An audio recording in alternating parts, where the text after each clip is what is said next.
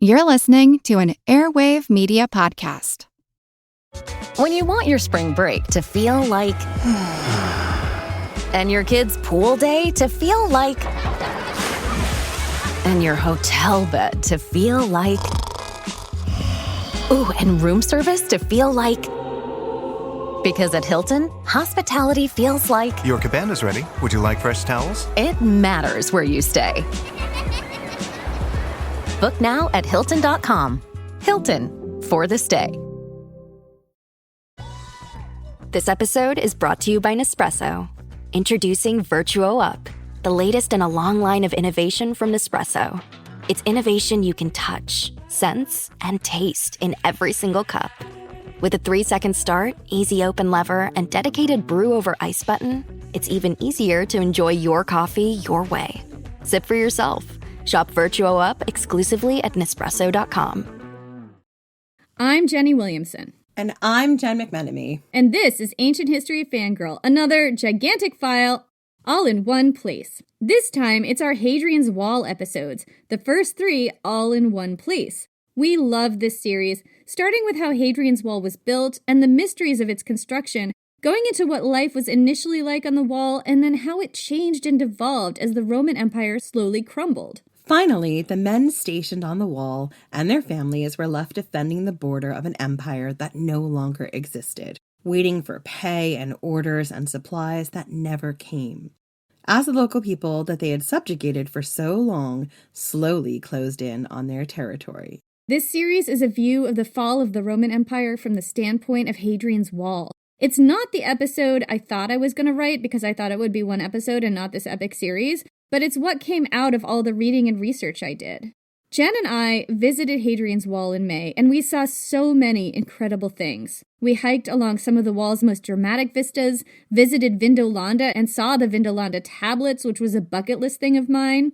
We drank historically accurate beer in local pubs, and learned a lot more about the landscape, the local conditions, and what life was like. Our Airbnb was on the barbarian side, very key. We also got to visit the Temple of Mithras, the Mithraeum, at Hadrian's Wall, which after I did the research for our Mithras episode, I was like, I need to find this and see it. And so much of it was still there. It was so amazing. It's just in the middle of like a field with sheep around it. Anyway, so this file includes the first 3 episodes in that series. It is a 4-part series. We didn't include the last one, and we're hoping you'll get so sucked in that you'll have to go back and listen to the 4th. The final episode, which I think is one of the most fascinating of all. It's the one that really goes into depth on what life would have been like on the wall at the sunset of the Roman Empire. We hope you have a great summer, and we'll be back on September 22nd with a brand new weekly series. I'm Jenny Williamson. And I'm Jen McMenemy. And this is Ancient History Fangirl, the first 3 Cleopatra and Mark Antony episodes, all in one place. Lovers in a dangerous time. Swoon! If you have listened to our episode with Barry Strauss on the Battle of Actium, we thought maybe your appetite would be whetted to revisit this series or to listen to it for the first time if you haven't heard it before. He was such a great tour guide to that beach and that battle at Actium. We just had so much fun. You should listen to it. It's called Actium Baby. It just made us go back in our minds to that time in these episodes, which we had just such a blast writing and recording. We picked this series because it's just so much fun.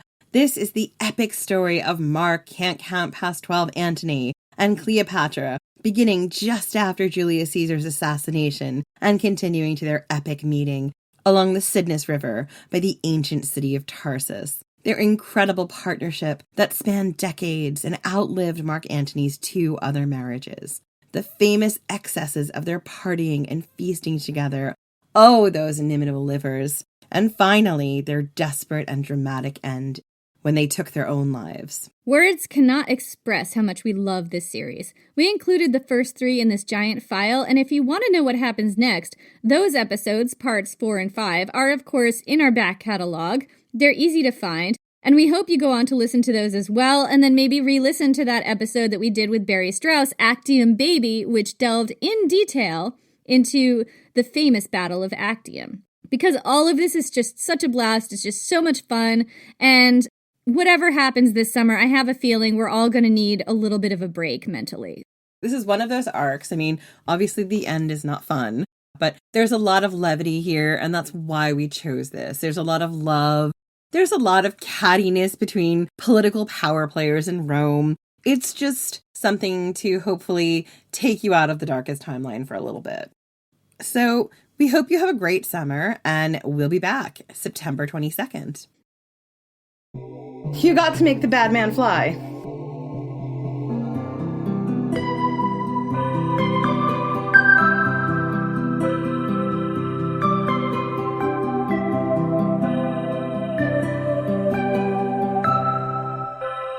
It's the spring of the year, the time of the new calves and the planting of the spring wheat, a time of melting snows and the awakening of the forests and fields. But there is no joy for your people this year. The great and powerful tribes to the south have fallen under Roman sway. The resistance leader Caratacus has played his hand and lost. He fled the battlefield at Caradog and was handed over in chains to the Romans by his own former allies. The Druids kept up the resistance. For years they gave strength and succor to the rebels, worked their magic in the earth, and rained down retribution on the Roman conquerors. But the gods that they prayed to have faded from this world, and now even their own ancient magic has passed on. The Druids had fled to their one remaining refuge, the island of Anglesey, protected by networks of spells older than imagining and the treacherous straits. They raised their hands to the stars and called down imprecations, lit torches on the beach to draw and concentrate their powers. But it wasn't enough. The Druids have fallen, and they will not rise again. Only one part of the island has remained untouched, till now, your land, the wild, untamed north. And now the Romans seek to change that. Your people flee to the highest glens, the last strongholds of the far north, and you come following close behind them. You turn back once and see that the Roman general has sent his fleet before him. Already they swarm the reaches, bottling you in and closing off the sea. Already smoke is rising black as death among the coastal towns. The Romans are hard at their work, at the robbery, slaughter, and plunder they accuse your people of. They are razing the villages, scorching the crops in the fields, and making the wasteland that they call peace. I'm Jenny Williamson. And I'm Jen McMenemy. And this is Ancient History Fangirl. Hadrian's Wall is a jaw-dropping engineering achievement stretching 73 miles from coast to coast across 100-foot-high escarpments and rushing rivers. Withstanding freezing winters and wet, rainy summers, its earthworks dug deep into unforgiving igneous bedrock. It's a grand imperial venture dreamed up by an architecture-obsessed megalomaniac and executed by human hands in a rush of sweat, blood, cursing, and corner-cutting. It's the largest Roman artifact in existence, and yet we still have no idea why it was built. It's barely mentioned in the ancient sources, but in its rise and fall, you can trace the rise and fall of Roman Britain as a whole. This is the epic story we're going to tell you, the story of Hadrian's Wall. The year is 83 AD, or maybe it's 84 AD. The bulk of Britain has come under Roman sway. The great resistance leader, Caratacus, has been soundly defeated and handed over to the Romans in chains. Boudicca's rebellion has been put down. The Druids had made their last stand at Anglesey and fallen. Only one part of the island remains unconquered, the wild, untamed north. The ginger's upstairs. Gotta support my people. The General Agricola, architect of British subjugation, sought to change that. A confederation of Highland tribes, which the Romans called the Caledonii, rallied against him. Agricola sent a fleet before him to rouse the enemy to a panic state, to bottle them in and close the sea off from them. Then he marched his army all the way to the Grampian Mountains, the start of the Scottish Highlands. The resistance leader, Calgacus, cast his eyes down the mountains and into the plains and valleys of his home and watched the Romans come from across the sea. To robbery, slaughter, plunder, they give the lying name of empire, he said. They make a wasteland and call it peace. According to Tacitus, the Caledonii outnumbered the Romans approximately 3-1, although Romans might be a bit of a misnomer here because Agricola was primarily using British and German auxiliaries for this battle and keeping his Roman legions in reserve, which is something that they did a lot. Even so, the battle was a devastating loss for the Caledonii. resulting in over 10,000 dead on the Caledonian side and just 360 dead on the Roman side. Immediately after this resounding victory, Agricola was recalled back to Rome for good, given a triumph, and showered with rewards. You know what, Jenny? This is so unusual. Do you remember when Germanicus got his triumph? You mean for his battles in Germania? Yeah. Yeah. I remember reading in Suetonius something like, they didn't actually give out triumphs anymore to generals and military leaders. Only the emperor got a triumph because Tiberius at the time was so jealous of all the popularity. So the fact that Agricola managed to swindle this triumph in, you can imagine the emperor is not happy. Yeah, and I think that Domitian was actually really threatened by Agricola. Absolutely. The Emperor Domitian's relationship with Agricola really soured after this. Giant shocker, Domitian had to suck a lot of eggs and he wasn't happy. Agricola's great success as a general made him feel threatened and anxious. And even now, some historians doubt that the victory was quite so resounding. Some have suggested it never happened at all, that Agricola made it all up to justify bringing his conquest to a close. Before going back to Rome, Agricola ordered military camps throughout the Caledonian lowlands, and also in strategic glens and valleys that gave access to the highlands, the glen blockers. He saw a network of forts and military roads completed to solidify the Roman presence all along the boundary between lowlands and highlands, and control people's movements up into the highland areas. He left the infrastructure necessary to continue Roman conquest into Caledonia, and Caledonia is what the Romans called Scotland, not what the tribes of Scotland would have called themselves. But as we've talked about when we talked about Germania and Gaul and everywhere else, there's quite a lot of tribes and a lot of different people. So sometimes we will just refer to them by the Roman name, unless we're talking about a specific tribe. And we're also going to use the word Scotland, even though we're aware that Scotland did not exist then. It's just sometimes easier to say Scotland and clearer to a modern audience. But not too long after Agricola returned to Rome, the Emperor Domitian found himself at war with the kingdom of Dacia. He recalled the northernmost legion, the one stationed to keep order and subjugate the population of Caledonia, to fight in this war in around 87 or 88 AD, just 4 or 5 years after the Battle of Mons Graupius. As a result, the wild, untamed north remained wild and untamed. All those gingers up there just stayed ginger and stayed wild and stayed untamed. Agricola's main base of operations, a large fortress at Inchtuthil, still under construction, was dismantled and abandoned before it was even finished. All the Glenblocker forts were decommissioned. And Domitian, busy with more urgent problems, decided holding Caledonia was just not worth the cost, so he let it go. And the Romans did not make a serious move to conquer this region again, for the time being. In the decades after Agricola's departure, the generally understood boundary between Roman Britain and Free Caledonia retracted to the Staingate Road. Archaeology suggests that the troops withdrew peacefully and voluntarily rather than being routed in battle.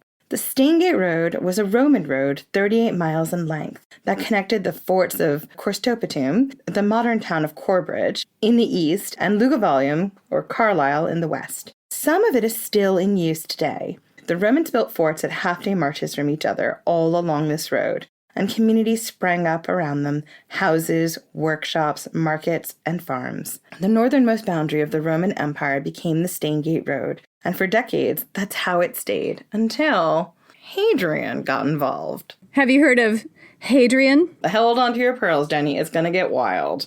I'm so excited. Hadrian was born in 76 AD to an aristocratic family with deep Italian roots. His parents died when he was 10 years old, and he was sent to become the ward of his father's cousin, a committed military man named Trajan. Some people say Trajan. Either might be right. Trajan, tomato.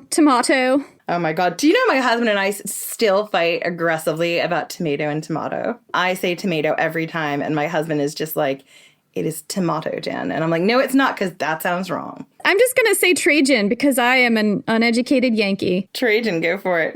Trajan became emperor in 98 AD when he was 45 and Hadrian was 22. Trajan was one of the most expansionist emperors in Roman history. He had a giant, tumescent, throbbing, expansionist agenda. He really needed to go to the hospital and have that looked at. It's too bad that they didn't have modern medicine back then, so all he could do to take out his aggression was just beat up on other people. It was just indulge his raging expansionist boner. That's what he did. He whipped it out and beat other people into submission with it, fighting wars in Dacia, Parthia, and Nabatea. Under his 19 years of leadership, because that's how long this went on, the Roman Empire grew larger and more throbby and more tumescent than it ever had before, stretching all the way from the Staingate boundary in isolated Caledonia to North Africa, all across the Mediterranean and into modern-day Iraq.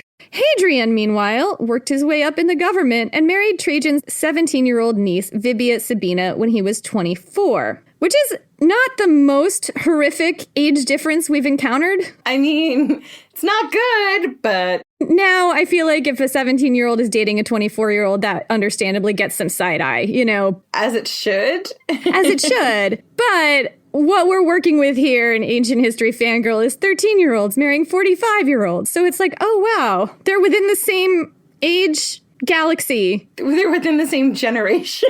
He couldn't be her grandfather. Isn't that refreshing? Or great-grandfather.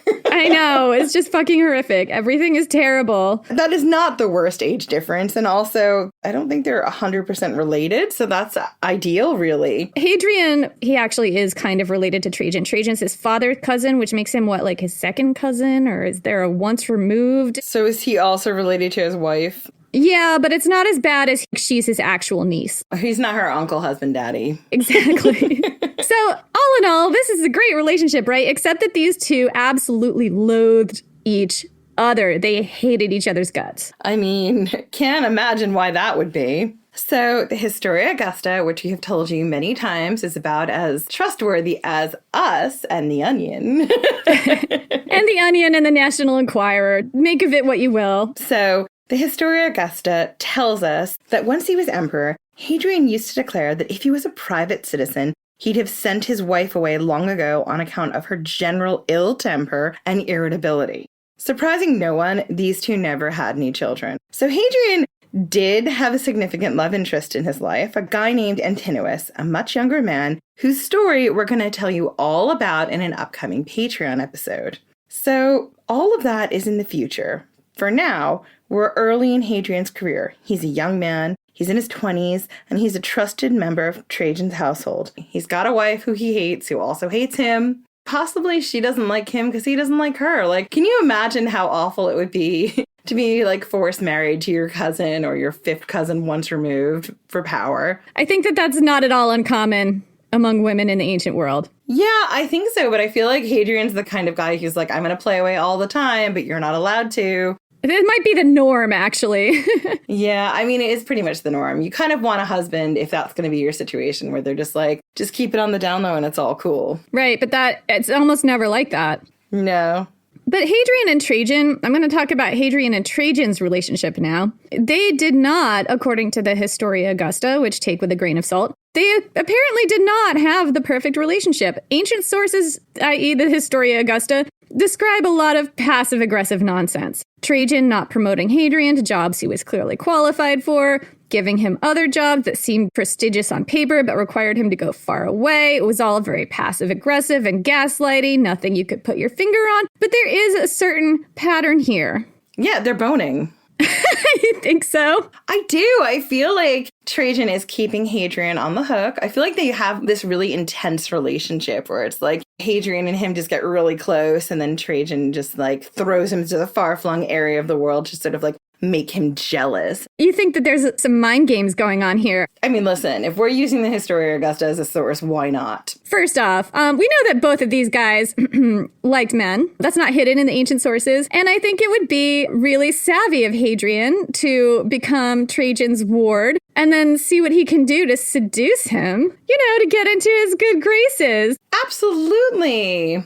It's also possible, and I don't know if this is probable, but that based on what I know about the cult of Mithras, Trajan would have been the daddy, and I'm sure he would have, inducted Hadrian into this cult. That cult, as we learned in our Christmas pea drinking episode, was all about sort of making these social connections to advance your career. So it would make a lot of sense to me that Hadrian sort of maneuvered him into a position where he could make a lot of advances. I mean, whether or not he was getting it on with Trajan, we will never know, but I don't think it's a step too far to think they might have had a romantic relationship. I mean, look, as long as we're writing erotica in our heads, I think Hadrian maneuvered his way into the secret caverns of Mithras and then into the secret love chambers of Trajan's bedroom. If somebody writes that erotica, I would love to read it.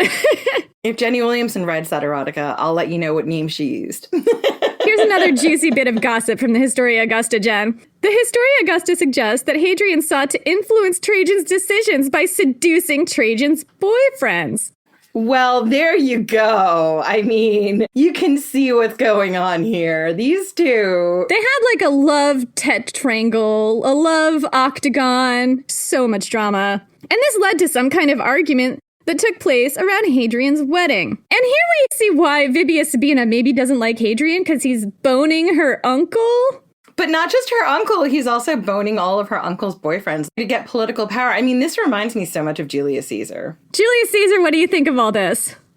Well, Miss Williamson, since you asked, Hadrian was a very savvy boy. Julius Caesar knows that when one is in a precarious position with an expansionist emperor, the best thing to do is to shore up one's power however one must. Tell me more.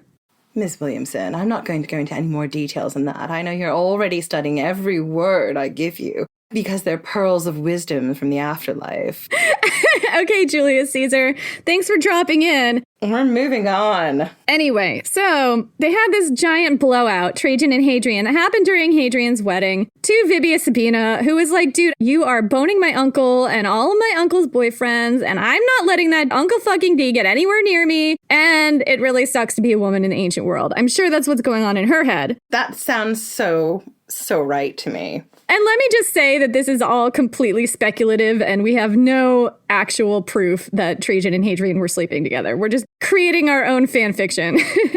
We're writing our own fan fiction, and the reality is that for whatever reason, they had a blowout. Could be because Hadrian was becoming more popular. It could be because there was discontent in Trajan's court because Hadrian was sleeping with everyone in it. We don't know exactly what happened. And it could be that Vibia Sabina was working the drama as well. She wasn't happy about this marriage. She might have been stirring up shit. We don't know. Maybe she wrote the entire Historia Augusta. We don't know. Or at least the part about Hadrian. Oh my God, maybe she did. Wouldn't that be great? I mean, we don't know because she was a woman, so most of the ancient sources don't tell us anything. Not bitter at all. The author or possible authors of the Historia Augusta are anonymous, so we'll never know. So Trajan died of illness in 117 AD. Hadrian at this time was 41. He was just coming into his prime zaddy years. And Trajan died without officially adopting Hadrian as his heir, which created a stability vacuum in the empire. Very dangerous, just asking for a civil war. According to Cassius Dio, who heard it from his own dad, Trajan's wife, the Empress Plotina, orchestrated Hadrian's rise to the throne by keeping Trajan's death a secret for several days and forging letters from Trajan to the Senate declaring Hadrian his heir. I mean, Plotina, was there ever like a name that you're just like, she's got to be up to something? I mean, look, it's just exactly what it says on the tin, Jen. I guess her name might have been Plotina. I don't know. Plotina? It's spelled Plotina. So of course she's plotting something. Obviously. So the Historia Augusta says that the Empress even had someone impersonate Trajan from behind a curtain to declare Hadrian officially adopted and thus in line for the throne. One of the things that Trajan had been doing was dangling the possibility of being heir to the throne in front of Hadrian for years and years without officially making him his heir. All very passive-aggressive. It was one of the things that emperors did do when they didn't have a clear heir or ward. And it was a way to keep sort of the people who, or the person who you were grooming, hungry and not sort of resting on their laurels. You see, Augustus did it a lot with his heirs. Yeah, and also maybe keeping everyone around them on their toes so that you don't have people trying to assassinate you because they're 100% sure that they get to be heir. Yeah, or because they can see the clear line of succession. You know what I mean? Yeah, it was a Shark Tank in there, you guys. Oh, yeah. So Hadrian was governor of Syria at the time when Trajan died. Hadrian had independent command of the entire Eastern Roman army, which made it much easier for him to secure the throne, regardless of the rumors swirling around the legitimacy of his adoption. So let's just remind you exactly why that is. Hadrian had the biggest army. It didn't really matter if Trajan made him his rightful heir or not. He was going to come back to Rome with the biggest army. Yeah, I mean, I think it did matter because it made the difference about whether it was going to be a violent coup or a legitimate passing of power that was not going to involve a whole lot of work on Hadrian's part. And I imagine that there were other people with other armies that could have posed a threat. But Hadrian did have the biggest army. He was really well positioned to take over anyway. And Plotina was just there to sort of grease the slide. Yeah. So off on campaign, Hadrian whipped off a letter to the Senate informing them that he had accepted the title of emperor as if it had already been decided, explaining that the unseemly haste of the troops in acclaiming him emperor was due to the belief that the state could not be without an emperor. That is a veiled threat. What he's saying is, the troops are already behind me. They've already declared me emperor. If you have a problem with that, you better pick a fight with half the Roman army. So Hadrian then paid off the legions with a big bonus, finished putting down a Jewish revolt that had started under Trajan, and enacted a very surgical purge, having 4 very highly placed senators, close friends of Trajan's who might also have had a reasonable claim to the throne, hunted down and killed. So that's how Hadrian came to power. And this happened in 117 AD. And it quickly became clear that Hadrian was going to do things a little differently than Trajan. Hadrian was not expansionist-minded. He didn't have a throbbing expansionist agenda that really needed to seek medical attention. No, his agenda was not too big. It's not too small. It's just right. Yeah, it's a respectable agenda. It's the kind of agenda that you're willing to bring home and introduce to your parents. So instead of launching himself into endless wars to protect and expand Trajan's vision of a Rome that eats the world, Hadrian preferred the strategy of maintaining strong, defensible borders. He didn't want the empire to get bigger. He wanted to keep it at the right size, a nice, maintainable size with nice, stable fences around it. That was just the right level of ambitious. It wasn't too much. It's not too much. You don't have to go to extreme lengths to accommodate that agenda. It can be a lot. Trajan was a lot. Trajan had a stable of people to help with that agenda. Unlike previous emperors, Hadrian didn't like to rely on underlings and reports from far-flung places to monitor how things were going. He liked to visit the site and size things up for himself. Hadrian would wind up spending more than half his time as emperor outside of Italy touring the provinces. One of the places Hadrian traveled to during his reign was straight up to the empire's extreme northern boundary in the British Isles, the Staingate Road. While up there, he ordered the construction of a wall to mark the empire's boundary with the wild lands to the north. And then he left and never came back. Here's where we depart from Hadrian. Hadrian has gone back to running his empire, doing whatever he does outside of Roman Britain, and we at Ancient History Fangirl are going to stay at the wall. We're going to tell you how this wall was built and some weird mysteries about Hadrian's Wall, because Hadrian's Wall is a mystery wrapped in an enigma, coated in bacon. It's nuts and a little bit delicious. Kind of delicious, I'm not going to lie.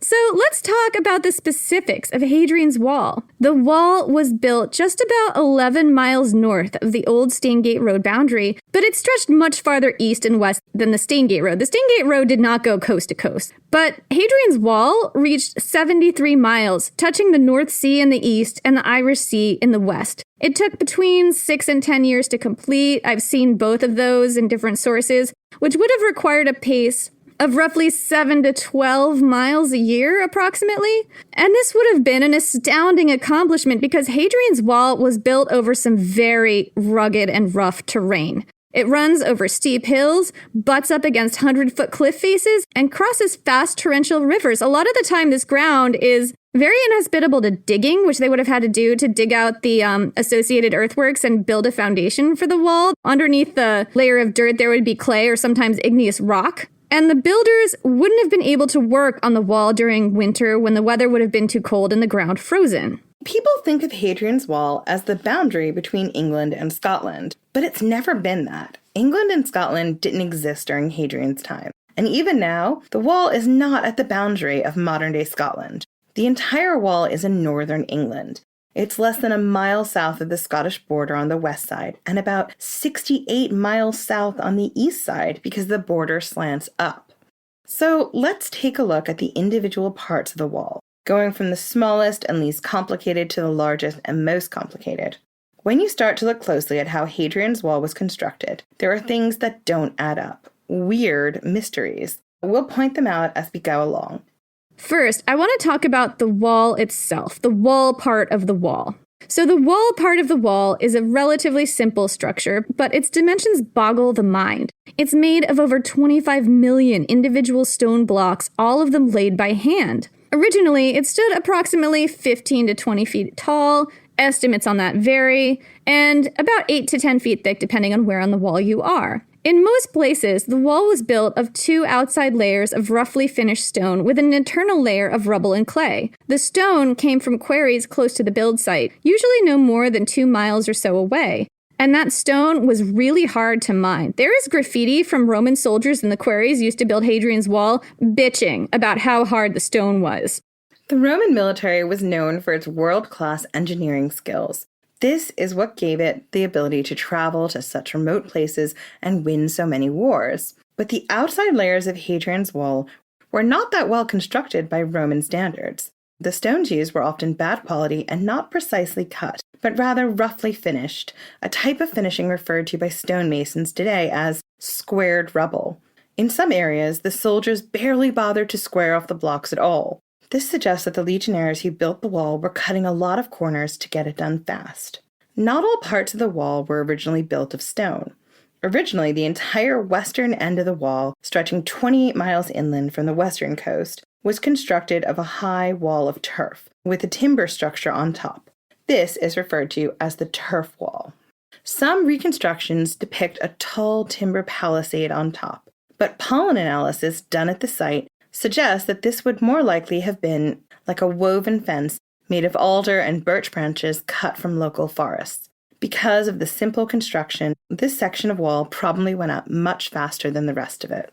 According to Adrian Goldsworthy in his book Hadrian's Wall, the surveyors who marked out the initial path of the wall started at either end and worked their way inland.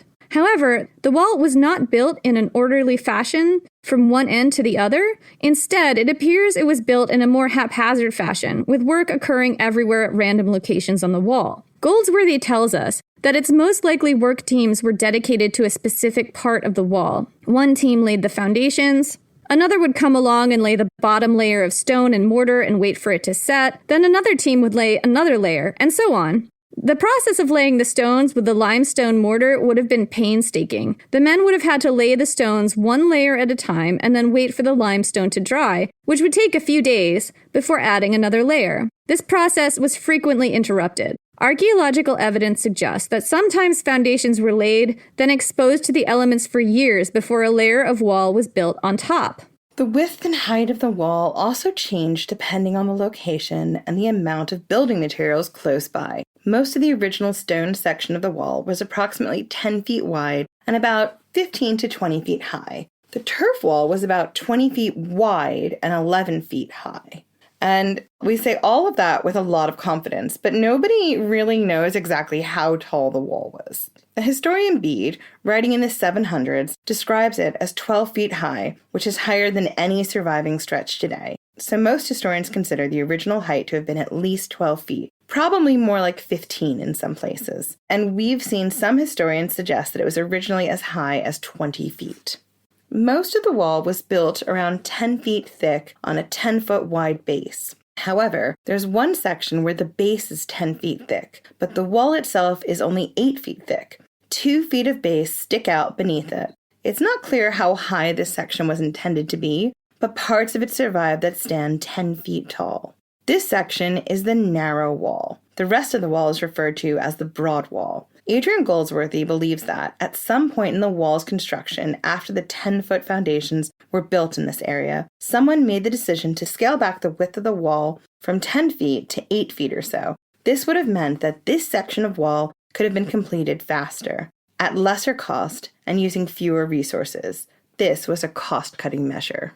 We don't know what the top of the wall looked like. Was there a walkway up there? We don't know. Do you know what? I think there were some beautiful, little gardens up there. They had fresh water, maybe a few cafes, a little gift shop so you can get my legionary parent works at Hadrian's Wall, and all they gave me was this lousy t-shirt. I mean, that's quite possible, but we have no proof. We don't even know if there were battlements, which are the sticky outy bits that you can hide behind if somebody happens to be rude enough to throw projectiles at you while you're up there. However, Jen, you're going to like this. There is a souvenir cup that you might have been able to purchase at the gift shop on top of Hadrian's Wall, should Hadrian's Wall have had a gift shop. I told you, gift shop. The souvenir cup is called the Rudge Cup, and it may offer some clues. So the Rudge Cup is a small enameled bronze cup that was found in a well at an ancient Roman villa in the 1700s. It's believed to be a souvenir cup sold to visitors of Hadrian's Wall in ancient Roman times, and probably dates to around the 130s AD, about a decade or so after the wall was built. Although the weird thing is that there's only one that's ever been found, so the fact that it might have been a mass-produced souvenir item is a little bit iffy. There could be a whole collection of them somewhere. It's like, oh, last year's model sold really well, this year's model did not. Who knows? So the cup seems to show an image of Hadrian's Wall with several forts picked out and labeled. And this is why archaeologists were able to figure out which fort is which along Hadrian's Wall and label them correctly because of basically the map on the Rudge Cup. And the image on the cup is a little hard to interpret, but it may show the top of the wall with a crenellated parapet, which had the sort of square, sticky outy teeth like you imagine on a picture postcard medieval castle. So it may have had that. It may have had battlements.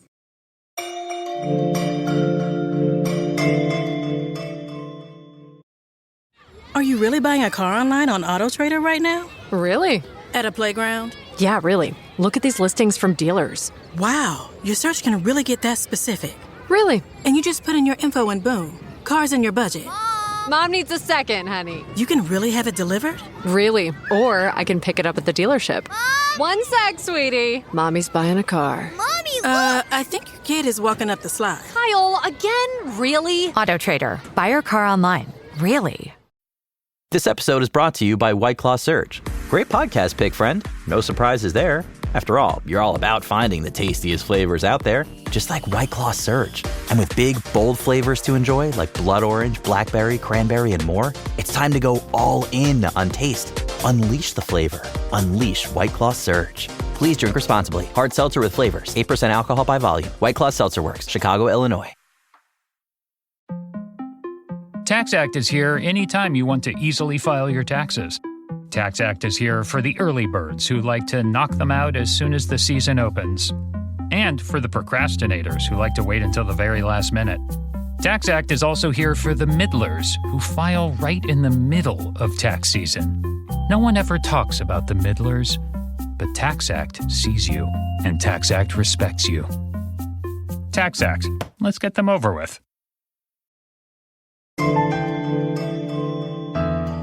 So, Jenny, I want to talk a little bit about the turrets. Yes, let's talk about the turrets. So the turrets were small observation towers, generally about 150 square feet, evenly spaced about every third of a mile along the wall. Most scholars estimate they would have been about 30 feet high. Scholars believe that the turrets were for both observation and signaling. However, they weren't perfectly designed for that. There's at least one point on the wall where a turret is positioned in a place where it can't be seen by the next turret in the line, which would have broken a signaling chain.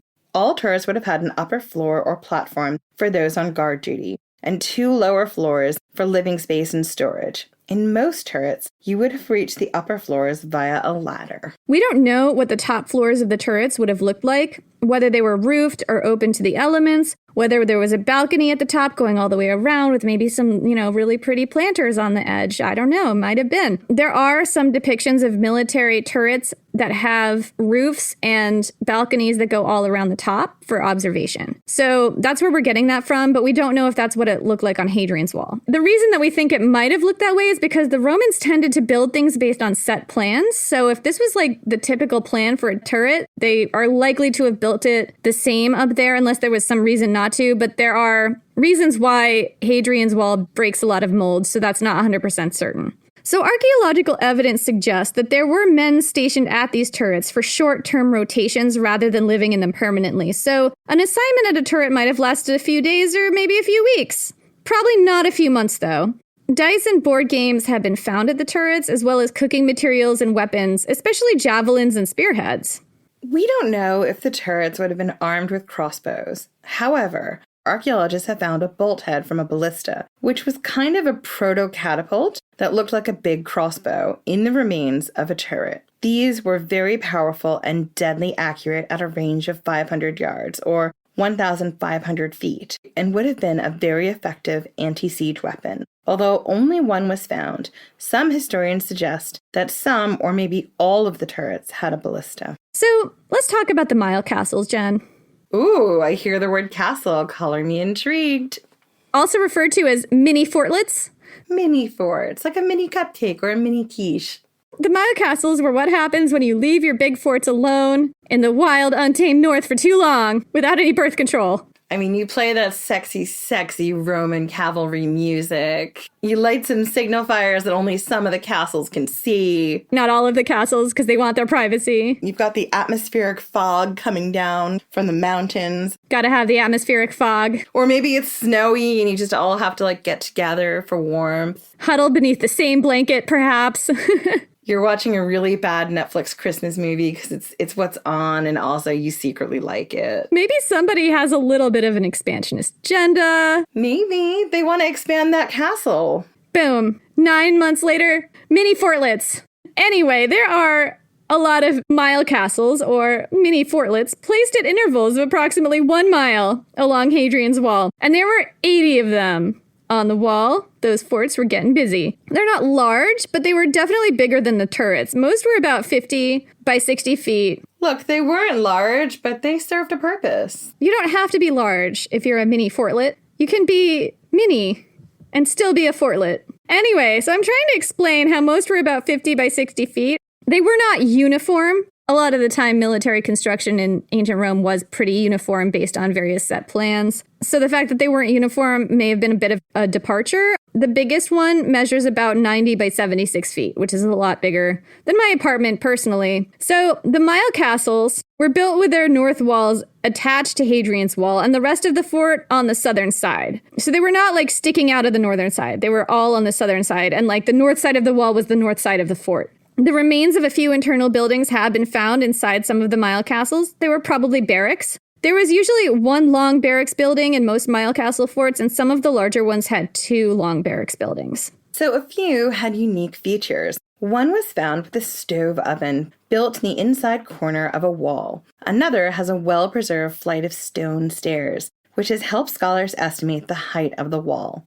The Mile Castles were better built and more luxurious than the extremely basic turret accommodations. Archaeology shows us that the Mile Castles were furnished and had glass in their windows, which is wild to me.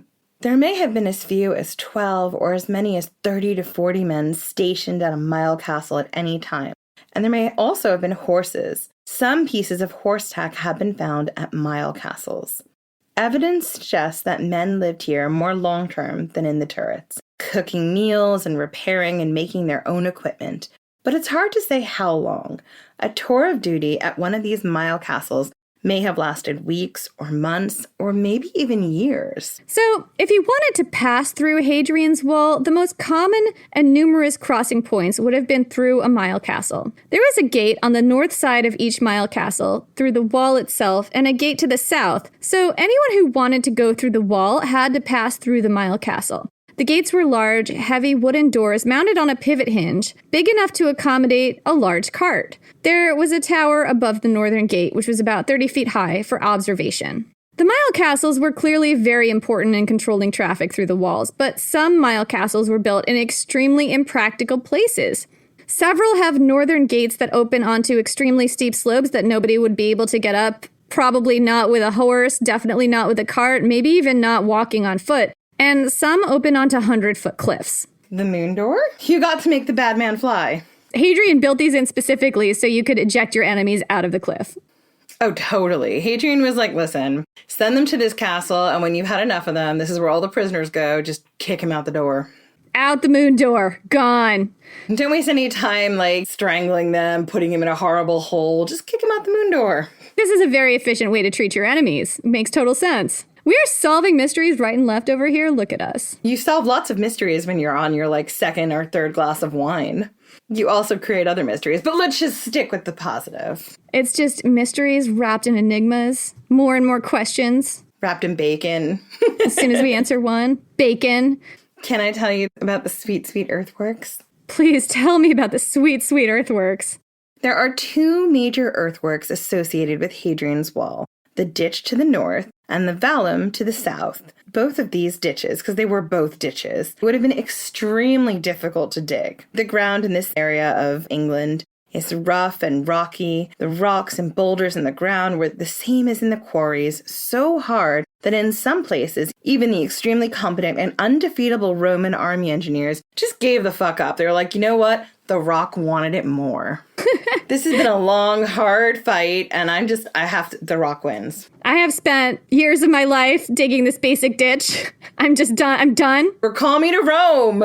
Throw me out the moon door, but The Rock wants it more. I'm not fighting this fight anymore. Make me fly. It's better than digging this asshole out of the ground. So, also, if you dig just a few feet down in some areas, you get to clay that would have been very hard to work with. If the sun was hot, it would bake the clay iron hard. If it was raining, the clay would become so slippery it would be practically impossible to stand up in these ditches with their steeply slanting sides. And then having to throw the heavy clay out of the ditches as you got deeper and deeper would have been just awful. So digging these ditches would have been horrific work, and each one was dug out of the earth using hand tools and years of back-breaking misery. So let's take a closer look at these ditches. We're going to start with the ditch to the north. This is the basic ditch. To the north of the wall, on the side facing the untamed ginger north. Ancient gingers. There was a basic ditch that stretched the entire length of the wall, about 73 miles. In most places,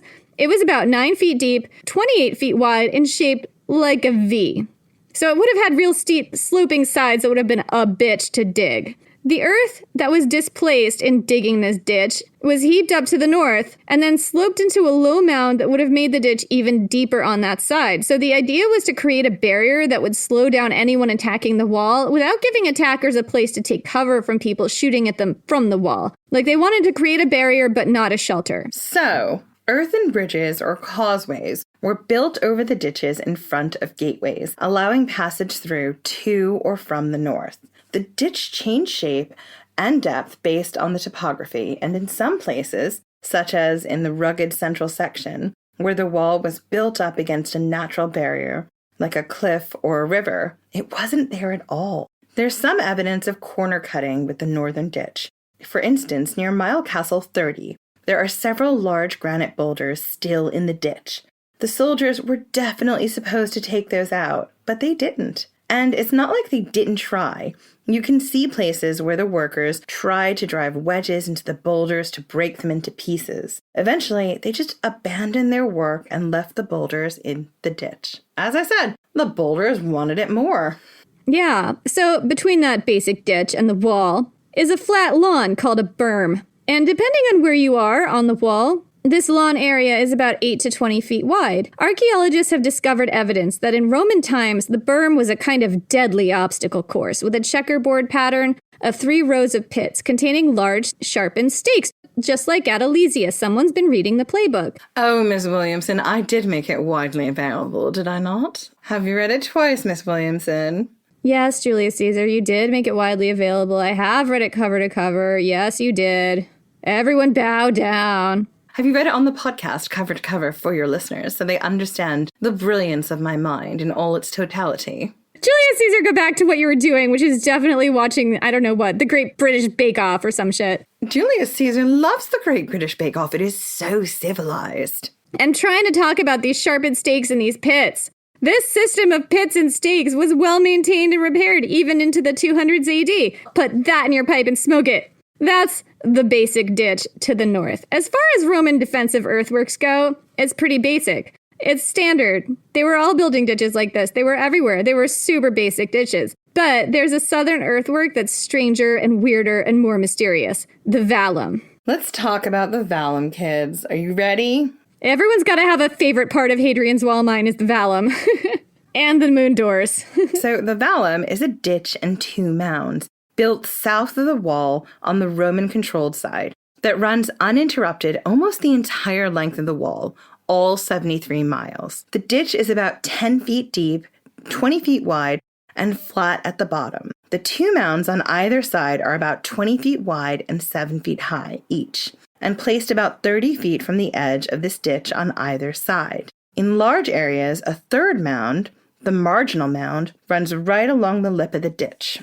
Altogether, this earthwork stretches about 100 feet wide, and it runs all along the wall on the southern side, the side facing into Roman-controlled Britain. Why is it there? What is it for? Remember, the people the wall was supposed to be keeping out are the wild gingers upstairs on the northern side. Look, we're the rowdy upstairs neighbors, and we don't care. The rowdy gingers give absolutely no goddamn fucks. 0 fucks. And the thing is that the earthworks on the northern side are not as impressive as the earthworks on the southern side. Why was the vallum needed? Who were they keeping out?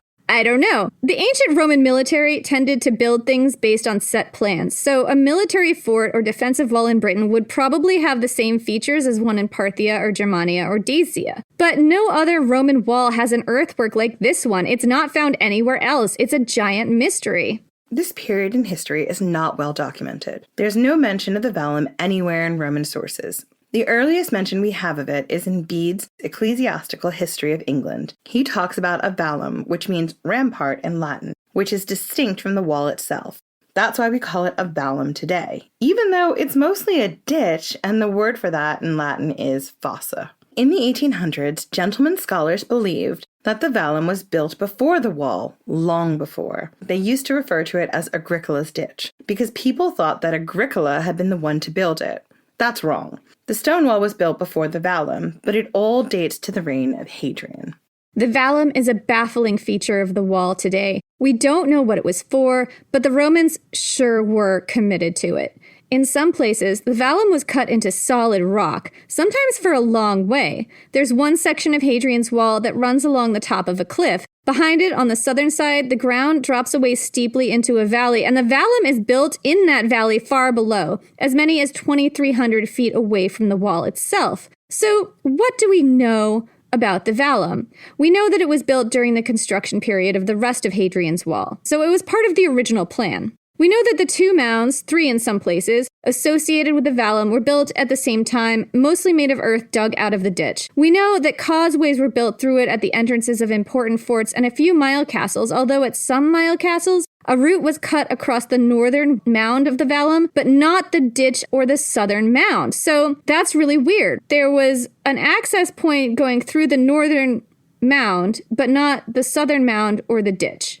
And we know that the vallum was built with great care, unlike the ditch to the north, where large boulders were sometimes left littering the bottom. Very little excavation has been done on the vallum, so there's a lot we don't know about it still. Some scholars believe that the vallum's role may have been to establish a boundary between the civilian areas south of the wall and the military zone at the wall itself, kind of like a no man's land.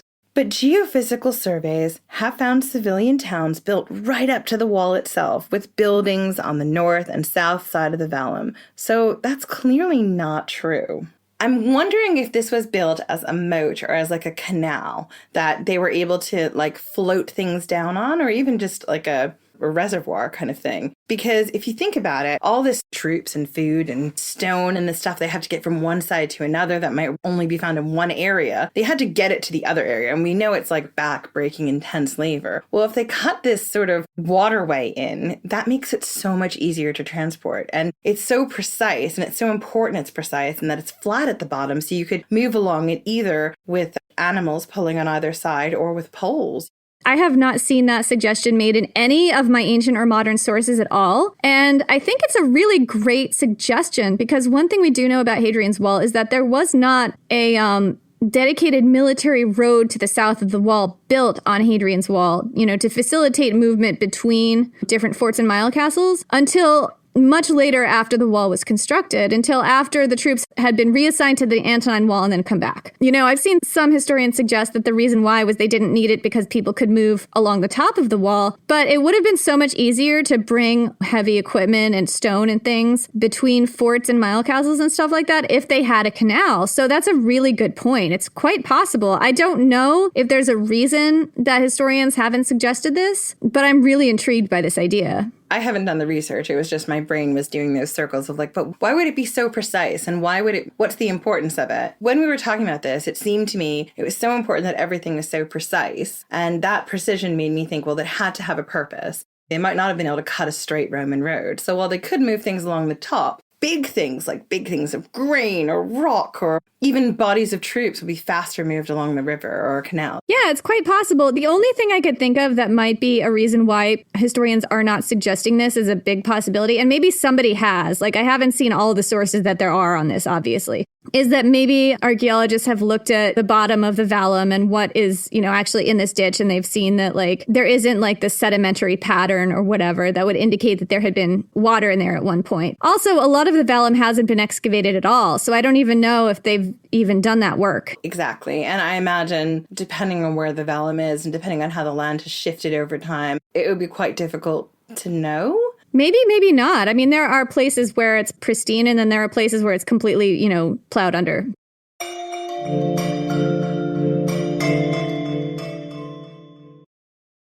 Spring is here, and there's a whole new way to chai at Starbucks that's made perfect for you. Choose your sweetness, dial it up, or keep things light. Add a touch of pistachio, a hint of strawberry, or vanilla, or make it a spring classic with lavender. Because this season, there's endless ways to chai at Starbucks. We all have that dream trip we've been wishing we could go on, but too often life, or usually price, gets in the way. That's why Priceline is here to help you turn your dream trip into reality.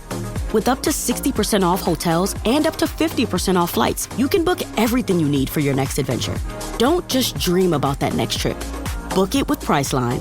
Download the Priceline app or visit Priceline.com and book your next trip today. Go to your happy price, Priceline. LinkedIn is pretty great at a lot of things, like helping you tap into the latest trends and insights in your field. We cannot stop your coworker from tapping her pencil. LinkedIn can help you find new jobs that align with your career goals. We cannot help you find the source of that weird smell in the office fridge. Ew. And while we can't stop your coworkers from bringing their hobbies into the office, LinkedIn can help you bring your career to the next level. LinkedIn is the network that works for you.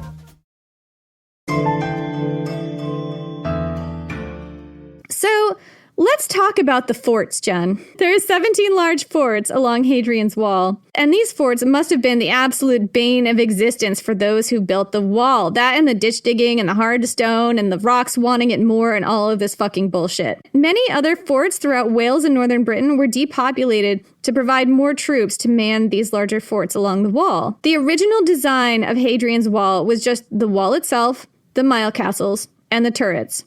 Under that design, most of the men stationed at the wall would be housed at the forts already built along the Stanegate Road, with some rotations at turrets and mile castles. However, just 2 years after starting construction, Hadrian ordered major changes to the wall's design that required large swaths of the already constructed wall to be pulled down and rebuilt. One of those changes involved these forts. People were so mad, I bet. Oh, you can imagine. They're like, Hadrian, mate, come up here and try and, dig these boulders out. Exactly. So Hadrian ordered 17 full-sized forts to be built along the wall, which required some of the already built sections of the wall to be demolished, including a mile castle and some turrets. The forts were placed approximately 7 miles or so along the wall. Unlike the mile castles, which stood entirely to the south of the wall, the larger forts mostly stuck out on both sides, with 3 gates opening to the north and 1 to the south. This suggests that the priority was to facilitate troop movements north rather than peaceful commerce moving in both directions. These forts were built to standard plans for a marching camp in the Roman army. This was the same fort design that armies would throw up in a day while marching into unfriendly territory, as permanent bases or temporary shelter. But at the wall, they were permanent and usually built in stone. This is essentially literally the building program they used was like, this is what we throw up in a day to keep us safe from unfriendly people. And then they'd like tear it down and go somewhere else. But instead of tearing it down, they just kept it up. Well, yeah. And actually, there's some interesting nuances to what you just said, because one of the things that we find at some of the forts, definitely the fort at Vindolanda, which is at the Staingate Road, is that every time a new rotation of troops came in, they would demolish the old fort and build a new one. Whoa. Yeah, like the earlier iterations of the fort would be wood, and then they would start building it over in stone. And we're going to get into that more in the next episode. So each fort was rectangular in shape with rounded corners shaped like a pack of playing cards. Most were surrounded by a V-shaped ditch of their own, although not all forts needed one. Sometimes there was a natural defense like a cliff or a river. All forts had a headquarters building, like a fancy villa for the head officer, a hospital, granaries, and barracks that also doubled as stables. Their size varied depending on who was stationed there. A smaller fort had room for about 480 men or an infantry cohort, and a larger one made room for cavalry units, 500 to 1,000 men plus horses. The largest fort, Stanwix, which is now buried beneath a suburb, was thought to house a very celebrated and distinguished 1,000-man cavalry unit. I'm going to tell you about the Vici. When it was on the move, the Roman army was followed by a significant number of non-military hangers-on. Merchants, sex workers, slave traders, and others who made their living selling various things to the soldiers, or, unfortunately, because the ancient world was awful, buying conquered people wholesale to sell as slaves, as famously happened when Julius Caesar was in Gaul. When the army settled in one place for any length of time, a significant civilian settlement would often spring up around the military forts, and Hadrian's Wall was no exception. There were approximately 15,000 people stationed on the wall at most, especially in the early years. These men were what you might think of as a captive market. They had to stay in one place, and they had money. They got a salary. It wasn't a big salary for rank-and-file soldiers, but it was steady. This was not at all common or guaranteed in ancient Rome. Or anywhere else in the ancient world, really. They know their paycheck is coming, and the people who are building their commerce and community around them know that the soldiers have money. They probably know exactly what day payday is. Oh, I'm sure everybody at that community knew exactly what day payday is. So the Vicis were civilian towns that sprang up around the forts along Hadrian's Wall. The soldiers needed regular supplies, food, entertainment, distraction, and luxuries, especially if they were, higher-ranking soldiers and they could afford them. And merchants and other business owners flocked to the Vici, these civilian settlements, to provide all of that. Civilian towns grew and developed around the forts along Hadrian's Wall. These were fairly large settlements. Some historians suggest that the communities that sprang up around forts on Hadrian's Wall were the largest anywhere in the UK at the time, outside of the big towns in the south like Londinium. For this time period, Hadrian's Wall may have been an urban environment. Geophysical surveys have shown that the Vici were densely packed on both sides of the vallum, built right up to the south side of the wall itself. In all of these settlements, it's basically kind of laid out the same way. There would be one main road leading out from the fort, and this was prime real estate. There was a lot of movement of soldiers, people with money who were going to buy things along this road. It's like the main street. So the buildings along the major road tended to be strip buildings, basically long, narrow rectangles with a narrow front accessing the road. And that's where your business was, your like bar or your fast food joint or your shop. Or your emporium that sells shiny, shiny, shiny things you stole from the neighbors up north, because you did that. The shiny emporium of stolen ginger wares. Yeah. That's what you'd have, right on the road. And then the bulk of the building would continue back, and that's where the shop owner would live and stuff, and where the storage was. So again, to me, this just makes me feel like that's so much more evidence why the vallum would have been a moat. Like, think about the things that the shop owners were bringing in. They would need somehow to, get it transported. And obviously, it would be easier if that was some kind of moat or, canal that they could bring things along. Tinfoil hat's firmly on, but here's another thought. My Smurf tinfoil hat, my Phrygian cap is on. My other thought is, what if you are a merchant up there at the wall and you own several different franchises in different Vicis along the wall? You'd have to move goods. It just would save so much labor on traveling things along. And especially if the path between some of these mile castles and stuff wasn't an even path. This would make it easier, and not just easier, it would make it quicker. And I think that's the other thing to really bear in mind. Sometimes you really need to move those troops from one place to another quickly, or that grain or wine, or for whatever reason, you need to just move things fast. And if you have a canal, you have the ability to do that. Exactly. So the Vici, at their height, would have been bustling trade centers with goods coming in from all over the Roman Empire. At its height, this was far from the middle of nowhere. You could get anything you wanted at Hadrian's Wall. There are multiple opportunities to source shiny, shiny treasures at Hadrian's Wall, Jen. You'd love it. I know. But there are also signs that the Vicis were a rough neighborhood. Archaeologists have found loaded dice, counterfeit currency, and murder victims in the Vicis. In a home in a vicus, just south of Housted's fort, 2 skeletons were found under the floor in the back room of a building that may have been an inn. One, a man, had the tip of a knife lodged between his ribs. The other skeleton was more decomposed, but researchers think it may have been a woman. And this isn't the only example of this. We're going to talk about some more examples in an upcoming episode. But first, I want to talk about the big mystery of Hadrian's Wall, which is why was Hadrian's Wall built? Why was it built, Jen? Keep out us gingers. Yeah, you would think that. I mean, the obvious answer is that, to keep back the gingers upstairs. Listen, you don't want my soulless friends coming down from the north and just taking everything you own. Because we would and we could. That is the obvious answer, yes. But there are some problems with that answer, which I'm going to get into. Whatever. Okay, well, I made you read some of the paragraphs about how that's not maybe true. So you're just going to have to sell it to us, Jen. So let's dig into this mystery a little more. And let's start with Jen's favorite answer, which was like subduing the gingers to the north and protecting the Roman British provinces to the south from attack from said gingers. Gingers, also non-gingers, but I'm leaning into the gingers right now. I know not everyone in ancient Scotland was ginger, but when do I get a chance to represent my people like this? We're just going to lean hard on this ginger angle because I find it funny. Now, moving on. Reason 1, to protect against attack from potentially said gingers. Wild, untamed gingers. Watch out, folks. They're coming south for your land, for your cattle, for your shiny shinies. They're coming to get ya. This is the most obvious reason that most people believe Hadrian's Wall was built. But there were some weird mysteries about the wall that bring this theory into doubt. For all its size and importance, Hadrian's Wall is mentioned in only one place in the ancient sources, the Historia Augusta. Everything about the Historia Augusta is fuzzy. You all know why it's problematic. It was sort of created as a collection of biographies on Roman emperors, sort of like Suetonius's 12 Caesars, but not. And we don't know who wrote it. We don't know when it dates to. We don't know who wrote it. We don't know what axes they had to grind. We don't know what their sources were. It may have been written in the 4th century AD, but that date is definitely disputed. As we said, the author or authors are very fuzzy, and it's factually dubious to say the very least. But it's the ancient world. Any source we have is what we're going to go with, right? Exactly. We're going to work with what we have. So there is a life of Hadrian in the Historia Augusta.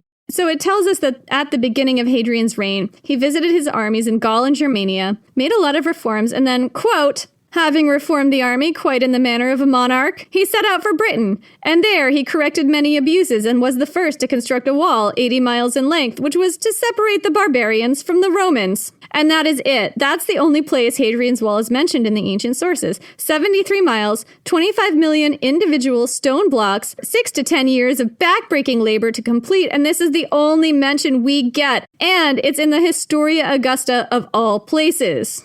The Historia Augusta tells us that Hadrian's Wall was built to shield the northern Romano-British provinces from the wild, untamed peoples to the north. And at first glance, this looks legit, right? This theory seems sound. The deep defensive ditch, the elaborate booby traps, more doors opening to the north and the south, at the forts and mile castles to better allow troop movement in that direction to control and subjugate my peoples. I mean, also the moon doors. Also the moon doors, yeah.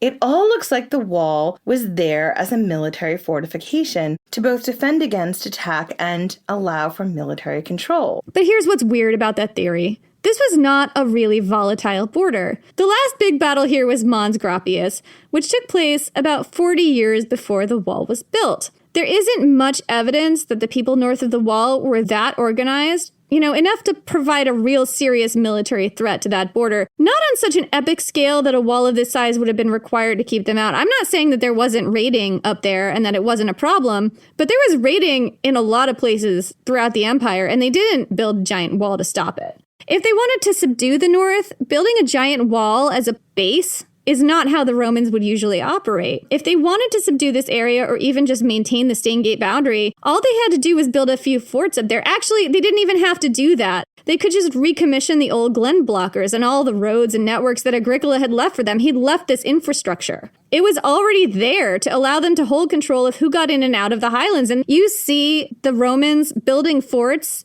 in the middle of communities that they wanted to subjugate all the time. Like, this is their normal operating procedure. They didn't build these giant walls. They put a fort in places that they wanted to control, and then they just sallied out from there. They didn't have to build the forts. Like, they already had the forts in Scotland. Why did they need that wall? By comparison, Hadrian also visited Germania before traveling up to the UK, and this area was much more volatile than the Stained Gate border. And the fortification Hadrian had built along this boundary was basically just a stockade fence and a ditch. There are also some design flaws in Hadrian's Wall that would have hurt its ability to operate in wartime. Some of the forts are placed in not the most strategically optimal places. There's at least one placed in an area where the ground slopes down to the south of the wall, so the line of visibility north would not have been great, and I don't think they would have had the high ground, which is not ideal when you're trying to fight people charging your wall. Also, some of the turrets are placed so you can't see the next adjacent turret. It's behind a hill or a mountain pass. This is significant because one major function of turrets, mile castles,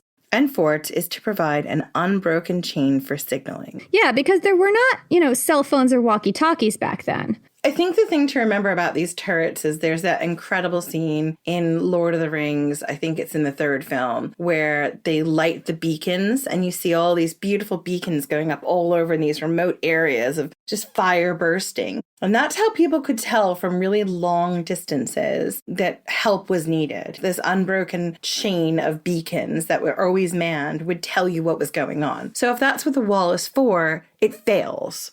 Yeah, that's the problem, because it would have been absolutely crucial to defending the wall in case of an attack, to be able to get these signals all along the wall, to let them know if there's a breach in the wall and to send men very quickly, because there's no instantaneous method of communication. This would have been the most instantaneous method that you had. One of the weaknesses of a giant defensive wall like Hadrian's Wall is that your soldiers are all spread out along it. So if one area comes under attack, it can take a really long time for someone to ride out from that area and tell the next big fort to send reinforcements, especially if there isn't like a good road to the south of the wall that they can just ride on. I mean, maybe there's a canal. We don't know. Signaling allowed word to travel all up and down the wall much more quickly. By lighting a fire at the top of a turret or a tower, or maybe flashing a piece of cloth or board across a fire in a certain pattern, you could signal the next tower down from you, who could signal the next tower down from them, that something is up somewhere and they need to send help or whatever.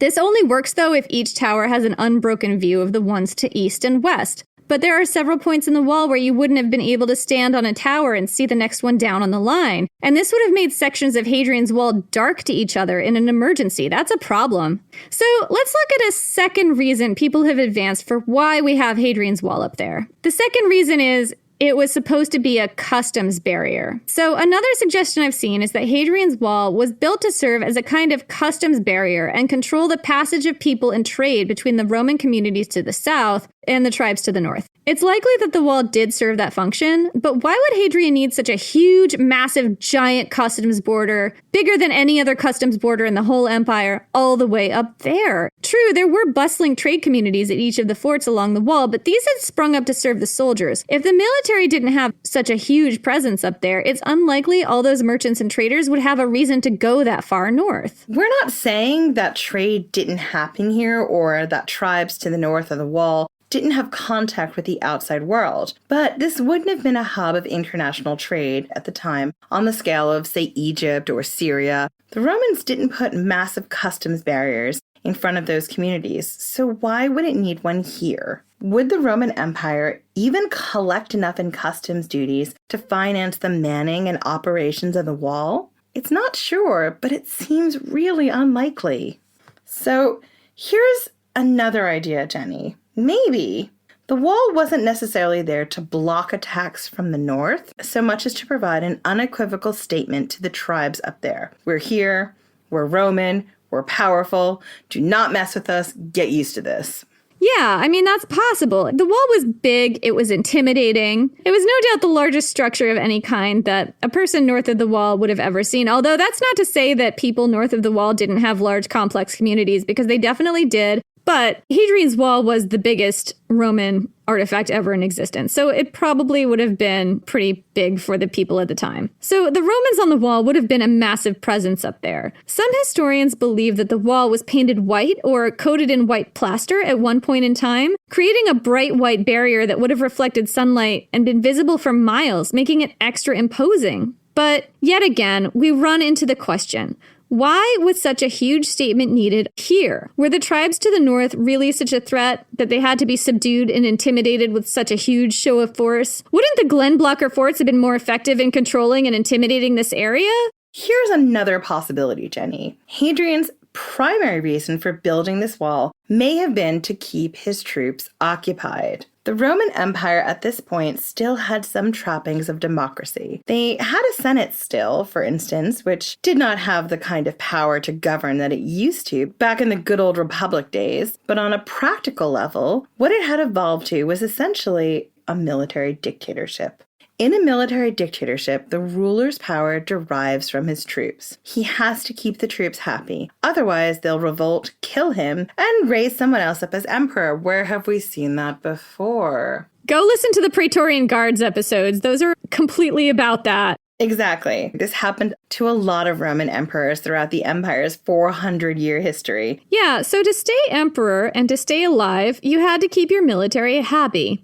And how do you keep the troops happy? By showering them with loot and giving them a chance to get more loot and plunder by conquering neighboring kingdoms. Trajan did this a lot. He was one of Rome's most expansionist emperors. Under him, the empire grew to its largest size yet. He really knew how to keep the troops happy.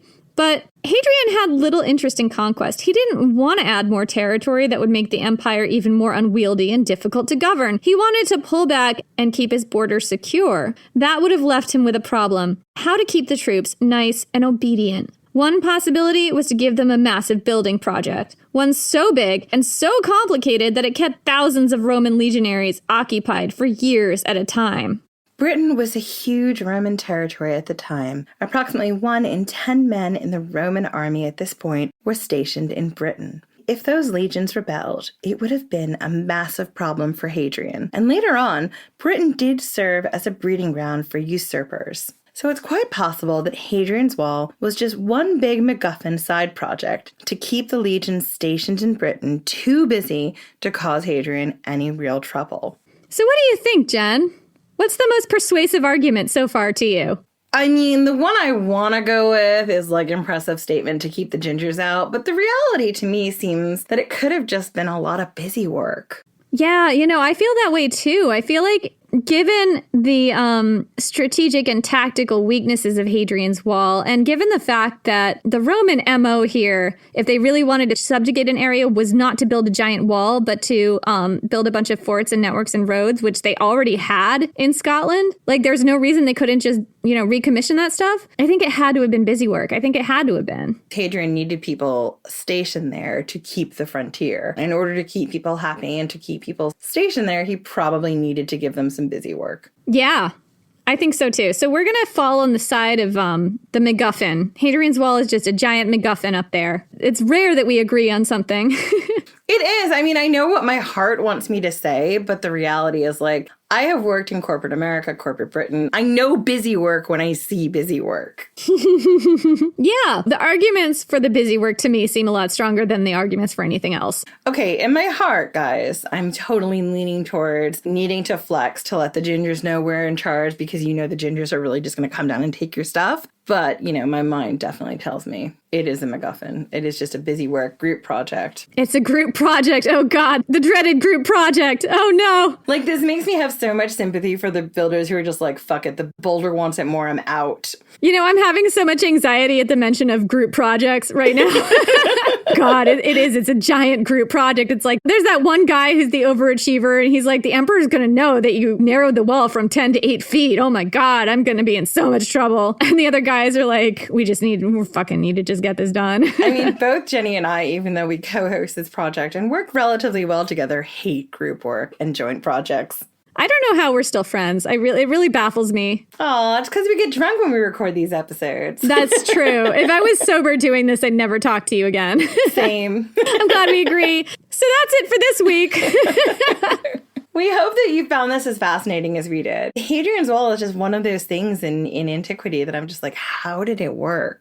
Why did it work? It's a giant 73-mile-long mystery that's not mentioned in any ancient sources. Riddle me that. Except the Historia Augusta, which my position on that is it shouldn't count. So anyway, in 2 weeks, we're going to come back at you with more on Hadrian's Wall, and this time we're going to focus on the men and women who lived and died up there, what their lives were like. In the meantime, come and see us on social at Ancient Hist Fan on Twitter and Ancient History Fangirl at Instagram and Facebook. Yeah, and you can check out our Patreon, which is patreon.com/Ancient History Fangirl. And starting at just $2 a month, you can get ad-free episodes and exclusive bonus episodes. Bonus episodes are for our $5 and up subscribers. And we tend to have about 2 bonus episodes a month. You could get us once a week if you signed up for our Patreon. So we have some Patreon members to thank, don't we, Jen? We do. Maya, Angela Castleberry, and Amanda Carballo. Thank you so much for listening, and we will see you in 2 weeks.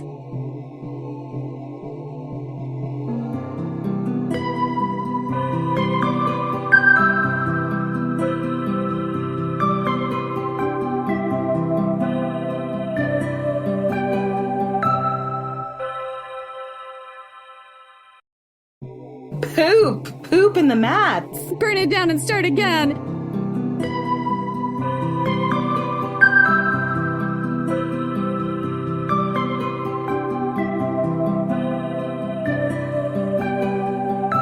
It's a beautiful day. The sky is clear, bright blue. The sun shining down on the roofs of the Viki, the houses and bustling markets and streets thronged with traders and soldiers, women and children, here and there a fur-clad barbarian. You never dreamed you'd say this a year ago, but this is home.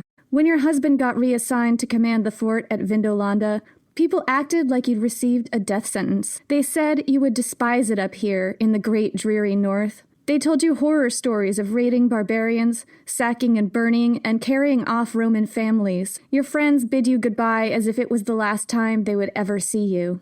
But Vindolanda is nothing like what they described. The fort is a bit rough, yes, but your quarters are adorably rustic, with all the appropriate creature comforts for a family of your rank, and you even have your own private bath. And the village beyond is bustling with traders and their families, people from all across the empire.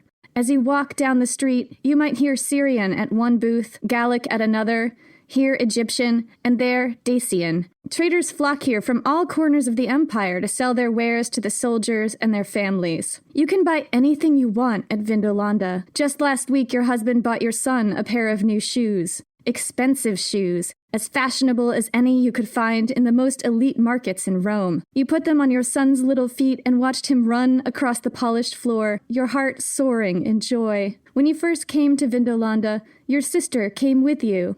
Within the month, she'd met someone, the handsome commander of the next fort over. You celebrated their wedding not long after, and she's been deliriously happy since. Next week is her birthday, and you hold her party invitation in your hand. Soon you will travel the military road, only a few miles down to the fort she calls home. The trip will be peaceful, uneventful save for a few flocks of sheep in the road, and you will fear no marauding barbarians. You will gather in her well-appointed villa and celebrate her birthday with all the trappings and traditions you could get back home. You'd barely even notice that you were inside a military fort while you did it. You wish you could show your friends in Rome that the Caledonian border is hardly a death sentence. It's peaceful as a sheepfold, cosmopolitan as any great street in Rome. Attacks from the north are practically unheard of. There is no luxury you can find in the greatest markets in the world that you cannot also find here. You could tell them, of course, but you know, they'd never believe you. I'm Jenny Williamson. And I'm Jen McMenemy. And this is Ancient History Fangirl. So, how do we know that Hadrian's Wall was built by Hadrian? Let's be honest, Jenny. Hadrian never built a single block in that wall. He did not build that wall. That's true. Hadrian did not lift a finger to actually build the wall. He probably didn't even touch any of the stone. So, how do we know that Hadrian's Wall was ordered by Hadrian? How do we know that it was all his idea? He put his name on it? That is indeed how we know it. But for a long time, people did not realize that one simple fact. The Historia Augusta credits Hadrian with building the wall because the Historia Augusta knew what's up, at least here. And this little factoid just makes me think maybe everything in the Historia Augusta is absolutely true. That just blows my mind. Possible. I mean, it's possible they did their research, whoever wrote it, and they were like, I'm going to put in the wild stuff. I'm going to put in the tame stuff. You tell me which one is true. Yeah, like maybe the Historia Augusta is like the truth teller of the 500s AD. Like that is just something I have to wrap my mind around. It's the truth teller of the 500s AD writing about the 100s AD and the 200s and 300s. Right, yeah. It's weird that the only mention of Hadrian's Wall in any ancient source is in the Historia Augusta, and they got it right well before anybody else did, except we don't actually know when the Historia Augusta was written, so that's a little up in the air. So anyway, nobody takes the Historia Augusta seriously, but this is like the one instance where maybe you should. In the 500s AD, the Christian monk Gildas fabricated an elaborate history that claimed that the Britons built the wall themselves to hold back the Picts, with Roman help and encouragement. In the 700s, the Venerable Bede, an English Benedictine monk, claimed that it was built by Septimius Severus after the Antonine Wall was built by the Britons. And actually, the Antonine Wall was built about 40 years after Hadrian's Wall, so that's wrong. That belief that Hadrian's Wall was not built by Hadrian was carried forward through the Middle Ages, and scholars were repeating it until 1840, when a gentleman scholar named John Hodgson published a book in which he claimed that the wall had been built by Hadrian. He based his claim on a single inscription. The inscription, translated into English, states that this section of the wall was built by legionaries under the orders of Aulus Platorius, governor of Roman Britain from 122 to 124 AD, who himself was taking orders from the Emperor Hadrian. We know for sure that the wall was built by Hadrian just based on this one inscription. Yeah, and it's so interesting that it's this giant artifact and the name of the person who ordered it is only just in one weird obscure place, but it's really clear that that's the person that it was. That's also true of the Great Pyramid. We know that Ramses the Great built the Great Pyramid because his name is like in one weird place somewhere. In our last episode, we talked about how Hadrian's Wall was built, and we took a close look at some of the mysterious aspects. The wall has a lot of secrets. However, we know a lot more about the wall and the people who built it today than we did in prior centuries. One thing we know is that contrary to misconceptions, Hadrian's Wall was not built by slave labor. It was built by the Roman military. They left inscriptions all along the wall to document their work, like the one we just described. They're mostly pretty brief. Adrian Goldsworthy cites the English translations for some. Quote, "From the 5th cohort, the century of Caecilius Proculus built this," or "the 6th legion built this." Based on these inscriptions, we know that 3 legions were engaged in building the wall, and at that time, a legion contained about 5,000 men. So, in all, it would have taken about 15,000 men in total 6 to 10 years to build the wall. These men would not have been unskilled laborers, by the way. The Roman army was known for its incredible feats of engineering. Building on a large municipal scale was considered as essential to the military's duties as actual fighting, so much so that every man in the army carried a shovel as well as a sword. But there were also specialized engineering units in the Roman army who were exempt from normal duties. It was commonplace for Roman soldiers marching in enemy territory to throw up an entire fort from scratch at the end of each day, using only earth and timber. They could do this in as little as a few hours while under enemy attack. They used standardized plans for camps based on how long the army was expected to spend there. For instance, a 3-day camp, a 4-day camp, and so on. The men building Hadrian's Wall were enlisted in the legions. Doubtless, they all had experience throwing up a solid, defensible marching fort within a few hours under enemy fire. They would also have known how to build roads, because the Roman military did that too when it invaded enemy territory. It built its own roads as it went, to allow the men an easy path of retreat and letting their baggage trains catch up to them faster. But their skill set was not limited to roads and forts. They would have been able to build siege machines quickly under enemy fire, and bridges strong enough to stand for millennia. Many 2,000-year-old Roman military bridges, originally built to facilitate conquest, are still in use today. So when we say that Hadrian's Wall was an astounding engineering feat, built in extremely challenging conditions and across a forbidding landscape of 100-foot natural escarpments, endless rolling hills, torrential rivers, and hard, resistant ground, that's all true. But the men building it would have been up to the challenge. They did stuff like this all the time. This was just Tuesday for them.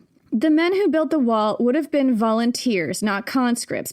At a minimum, they would have been freedmen, as the Romans deliberately did not want runaway slaves taking refuge in the military. These soldiers would have been drawn from all over the empire: Croatia, Gaul, North Africa, Spain, and Italy. The common language in the army was Latin, but you would have heard Hadrian's name cursed in a dozen languages all up and down the wall. The pay wasn't high. At the lower levels, it was generally about equal to what you'd make as a laborer on a farm, but it came regularly, which was not a given in most other professions.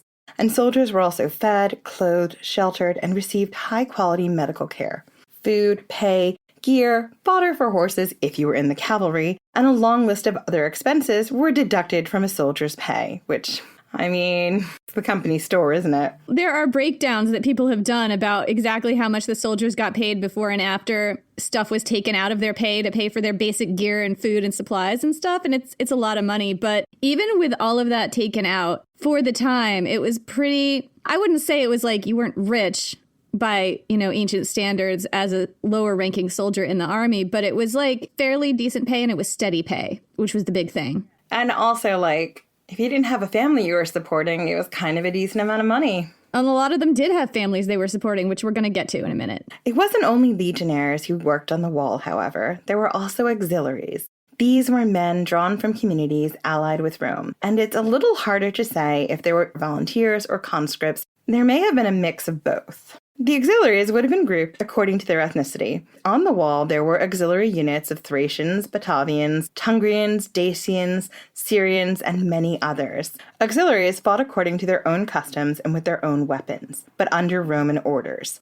We know a lot less about the officer hierarchy and the structure of auxiliary units as opposed to the Roman army proper, but we do know that these units would have been less skilled at engineering than the legions, and were probably paid less. Inscriptions suggest that the auxiliary units were tasked with digging the vallum, rather than building the wall itself.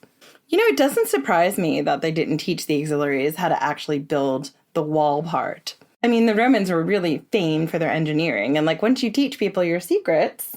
That is one way to look at it. Another way is that men in the Roman army proper took years of training. Men in the auxiliaries weren't, put through the same boot camp and other training and specialized training that the people in the Roman army had. And I haven't done a massive deep dive into what it's like to be in the Roman army and how long it takes you to train and what they went through. It would be interesting to do that sometime. But from what I understand, it would have been probably a lot lengthier and more specialized. The auxiliaries didn't have that training because they didn't go through the same process to get there. Mm-hmm.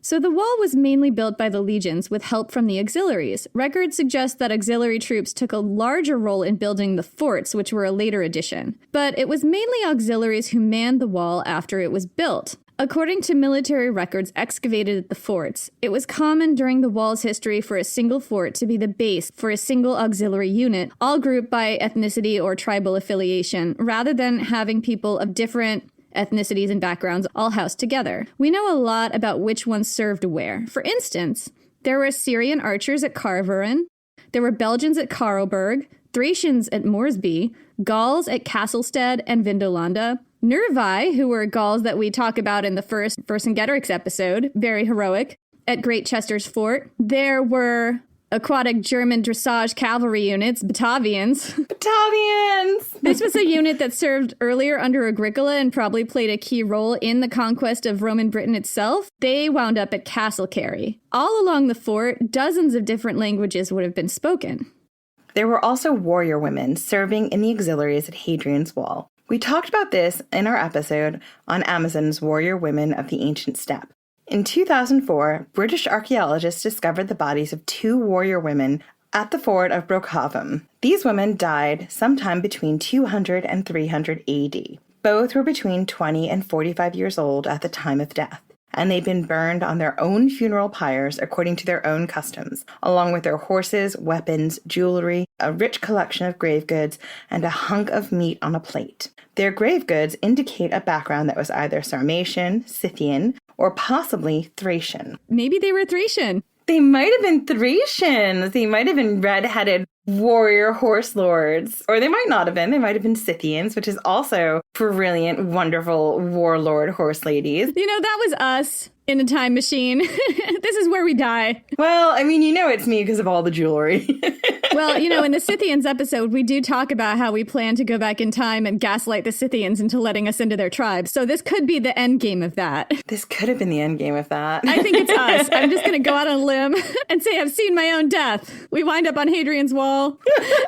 So all signs indicate that these were high-ranking warrior women within their auxiliary units, buried with honors according to their own customs. I don't think that there were a lot of warrior women in the auxiliaries at Hadrian's Wall, but I think, you know, every so often there was one or two, you know, and I think that it's really great to think about that. There were warrior women in quite a few of these communities outside of Rome, and it doesn't surprise me that there were some women in those ranks. Listen, where you see one warrior woman, there's got to be loads more. Yes, there were obviously more male warriors, but I don't think that female warriors were as uncommon as maybe history has led us to believe. You know, in some areas, such as Scythia, you do find them a lot in the archaeological record, and in some, you don't find them as much, but there has been a historical thing where archaeologists, especially in decades past, would sometimes dig up graves and assume that a skeleton was male because of their grave goods. So that may have happened, you know, a lot in areas like Celtic Gaul and Britain and stuff like that, where there may have been more female warriors just because of the folklore that we get where they are quite a presence. I just feel like the reality is, if in the history you see two, there probably were much more than two on the wall.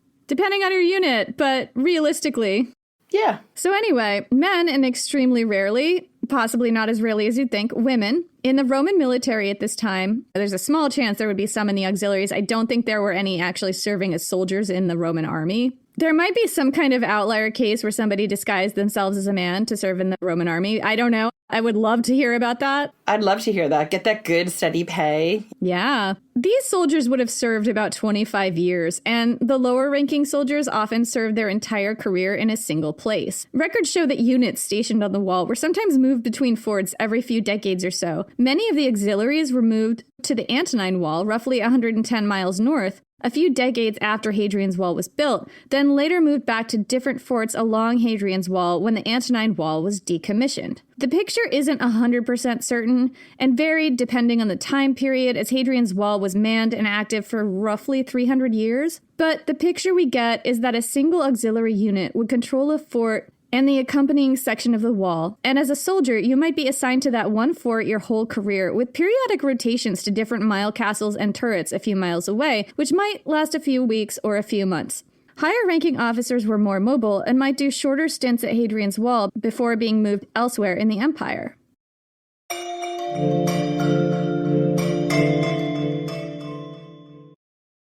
An all-new season of The Secret Lives of Mormon Wives is now streaming on Hulu and Hulu on Disney+. Mom Talk has just been blowing up. Whitney and Jen are on Dancing with the Stars. Taylor is a bachelorette. Saying that out loud is crazy. Like, that is huge. But all the cool opportunities could pull us apart. It's causing issues in everyone's marriage. My whole world is falling apart right now. It's chaos. Watch the Hulu original series, The Secret Lives of Mormon Wives, now streaming on Hulu and Hulu on Disney Plus for bundle subscribers. Terms apply. Is there a baby in your life who's about to start solid foods? This can be such a confusing and stressful time. As a mom of 7, I really struggled with spoon feeding my oldest baby. But once I realized that babies can safely feed themselves real, wholesome foods using the principles of baby-led weaning, feeding the rest of my babies became an actually enjoyable experience instead of something that I used to dread. Hi, I'm Katie Ferraro, college nutrition professor and dietitian specializing in baby-led weaning, and I host the Baby-Led Weaning Made Easy podcast.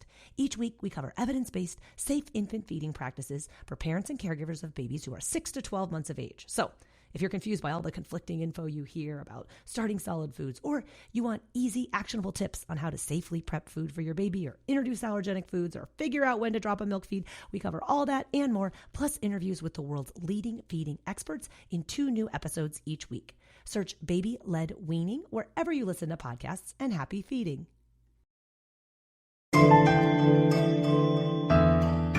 So those were the kinds of officers serving on Hadrian's Wall. But what was life like on the wall? We've already talked a little bit about the living conditions at turrets and mile castles, but this was only a small part of a larger picture. To determine that in more detail, we're going to zero in on one very special fort in the area, Vindolanda. Vindolanda actually predates Hadrian's Wall by roughly 37 years. It was built to guard the old Stanhope Road boundary, and it's located about 11 miles south of the wall. But discoveries there tell us a lot about what life was like on Hadrian's Wall, so that's why we've included it here. Vindolanda is an archaeological treasure trove. It was preserved in as much as 13 feet of water-saturated anaerobic soil, which preserves natural materials to an astonishing degree. 2,000-year-old artifacts made of cloth, leather, wood, and other natural materials that never would have survived under normal conditions have come out of the oxygen-starved soil at Vindolanda. Can we just stop for a minute there? This fort was waterlogged with this special anaerobic soil that just meant that things didn't break down, right? So everything is preserved, like cloth and leather, skin. Things that normally would have broken down, they were able to pull out and date and get so much information from. I mean, that's just incredible. Yeah, it is absolutely mind-boggling. And I think that it might have been bog conditions. I'm not 100% sure on that, but reading about it, it's what it sounds like. And it's absolutely astounding. And that's why Vindolanda is so special. Those are rare conditions to excavate a whole fort under, which is why we're spending so much time in this episode talking about Vindolanda, because there is nothing like it. It's just incredible. So 5 wooden forts existed on the site of Vindolanda, built and then demolished one after the other, usually about every 10 years or so, corresponding to new troop deployments here. So it looks like what happened here was that every time a new unit was deployed and moved into Vindolanda, they demolished the old fort and built a whole new one. Why did they do that? I think I know. We haven't talked about what the living conditions are like in there yet, but once we've talked about the living conditions, I'm going to give you my theory. They might have just taken one look around and been like, yeah, we have to burn this to the ground and start again. Anyway, in the early 200s AD, the fort started to be reconstructed in stone, and it was reconstructed somewhere around 3 to 5 times in stone as well. So I think altogether it was torn down and rebuilt like 7 to 10 times in total, approximately. One of the most important discoveries to come out of the anaerobic soil at Vindolanda was a complete sword, still in its scabbard, found in the corner of the common living area in one of the barracks. It had a bent tip and was probably discarded for that reason. Another sword, not broken, was found in a different part of the barracks. Archaeologists suggest that it was valuable and probably wouldn't have been abandoned unless its owner left in a hurry. So I don't know, maybe there was some kind of thing going on where this guy had to run out of his barracks and leave his precious sword. Maybe there was a fire. I think they would have found evidence of a fire. Maybe it was something else, like an attack. But you wouldn't run out without your sword. That's a really good point. So it's a mystery. Things also found on the floor of this particular barrack include a pair of wooden toy swords almost identical to those sold at the museum gift shop today, as well as bath clogs, knives, arrowheads, ballista bolts, and leather shoes. And the idea of bath clogs right now really bothers me. Oh, because it's closed-toe? If it's closed-toed, even if it was Crocs, which had holes in it, I'm just thinking about the stuff that could get in there. I'm all for the shower flip-flops, yes, but I don't know how I feel about closed-toed. Well, I mean, it might not be the most unhygienic thing that we discover in the barracks. We're going to get to this. I mean, it's a soldier's barracks in the ancient world. It's not going to be the most hygienic thing. Right. Another discovery was the hairy dog, a fragment of a dead dog with a thick coat still attached. It was found in a ditch north of the fort, and I did a little bit of a deep dive because I was curious, because Jen asked me to, about dogs at Hadrian's Wall. I couldn't figure out what breed the hairy dog was, and I think that is still something that's being tested by archaeologists. I don't think people know. I could be wrong on that. I couldn't find a lot on it. But what I do know is that there were dogs at Hadrian's Wall being bred specifically for hunting, and there were different breeds of dogs of all different sizes at Hadrian's Wall. People ate horses. They would butcher horses for meat sometimes, especially towards the end of things, I believe, because things were getting a little bit more dire. But nobody ever butchered dogs that archaeologists have found, except for one time. There's one dog skeleton that was found with marks on the bones that looked like it had been butchered.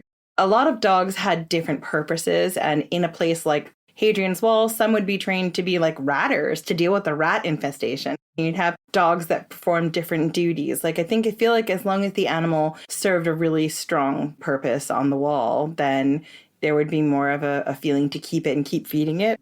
Yeah, that's really true.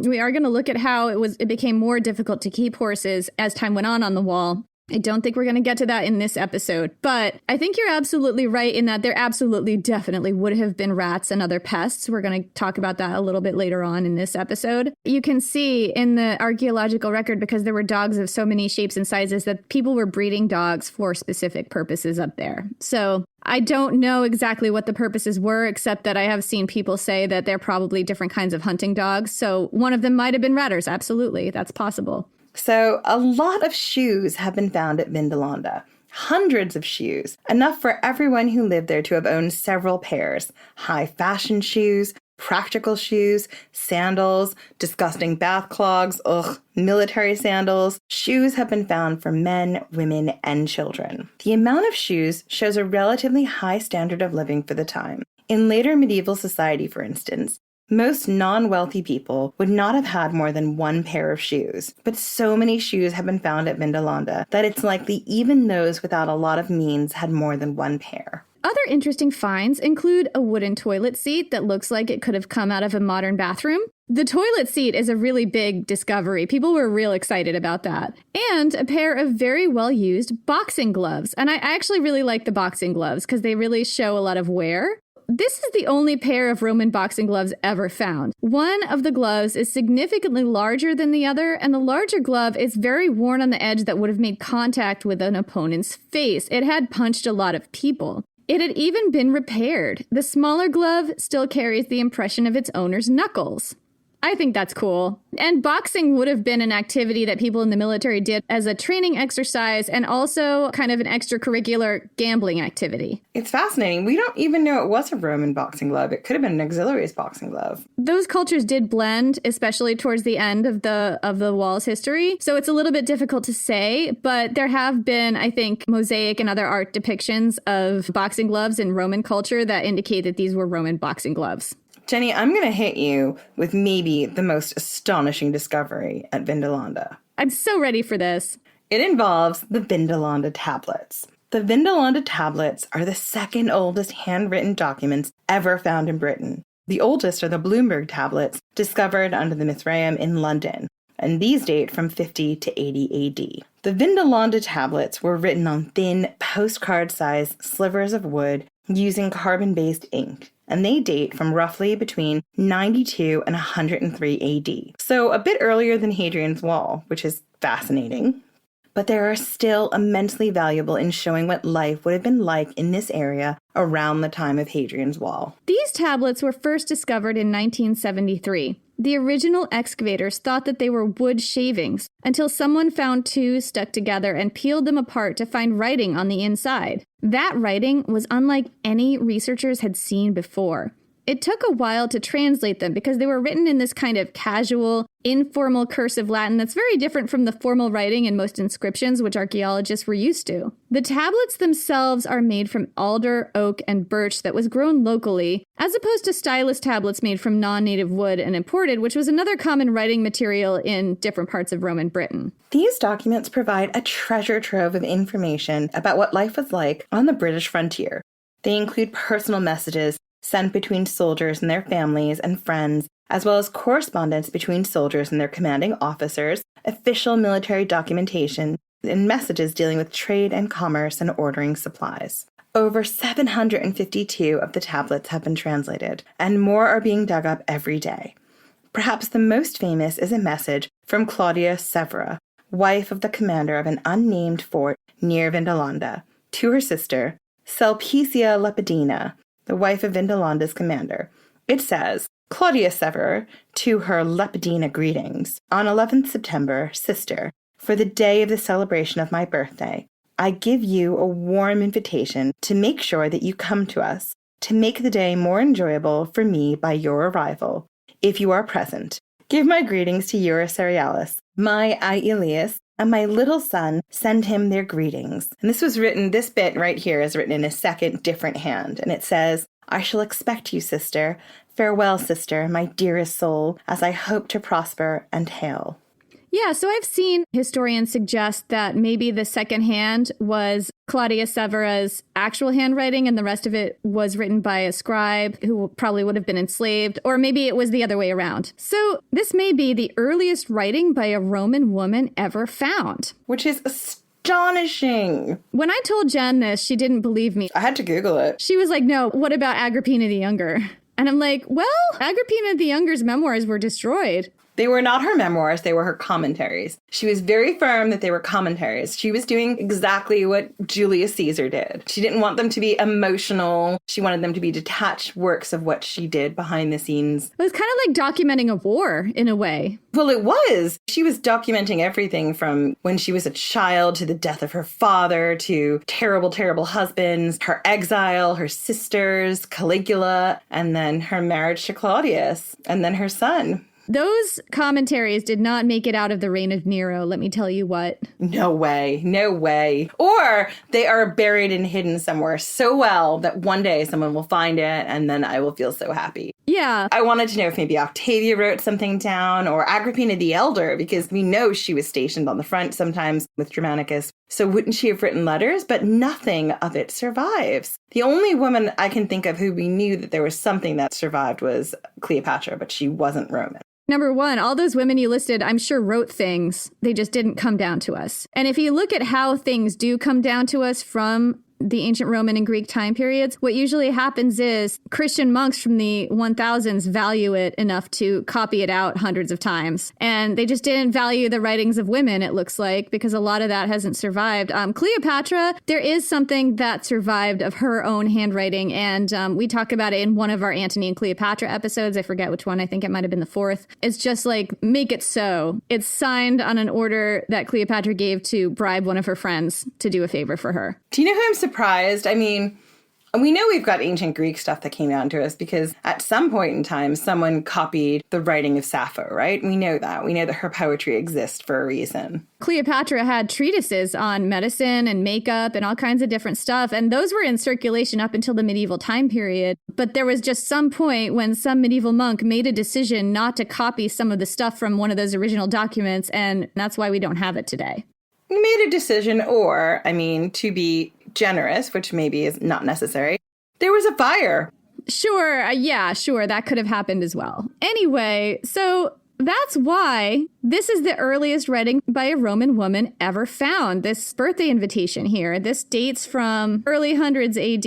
And it is also the earliest writing by a woman ever found in Britain as well. And it indicates that this was a relatively safe region for the time. If it was, just normal and fine for a wealthy Roman woman, very robbable, to travel several miles along a military road on a contested military border to attend a birthday party. Yeah, and also, when you're probably thinking, well, she could travel with soldiers, but sure, and I'm sure she did. I'm sure she had an escort, of course, right? Absolutely, but the reality is that her husband, who is the commander of the fort, didn't feel like he was wasting his escort sending them out. He didn't think that it was so dangerous it wasn't worth her going. Yeah, or at least not worth going for a trivial reason like a birthday party. Mm-hmm.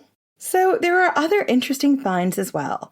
One is from one Roman soldier to another, telling his friend that he's sending him 2 pairs of sandals, 2 pairs of socks, and 2 pairs of underwear, and sending greetings to all their messmates and good fortune from the gods. And this is very important to me because it confirms that Roman soldiers wore underwear. And you all know I have a Gisa about people wearing underwear. You're not allowed to talk to Jen if you're freeballing. I can't handle it. It really bothers me. She won't talk to you if you're not wearing underwear. She just will not. I've tried.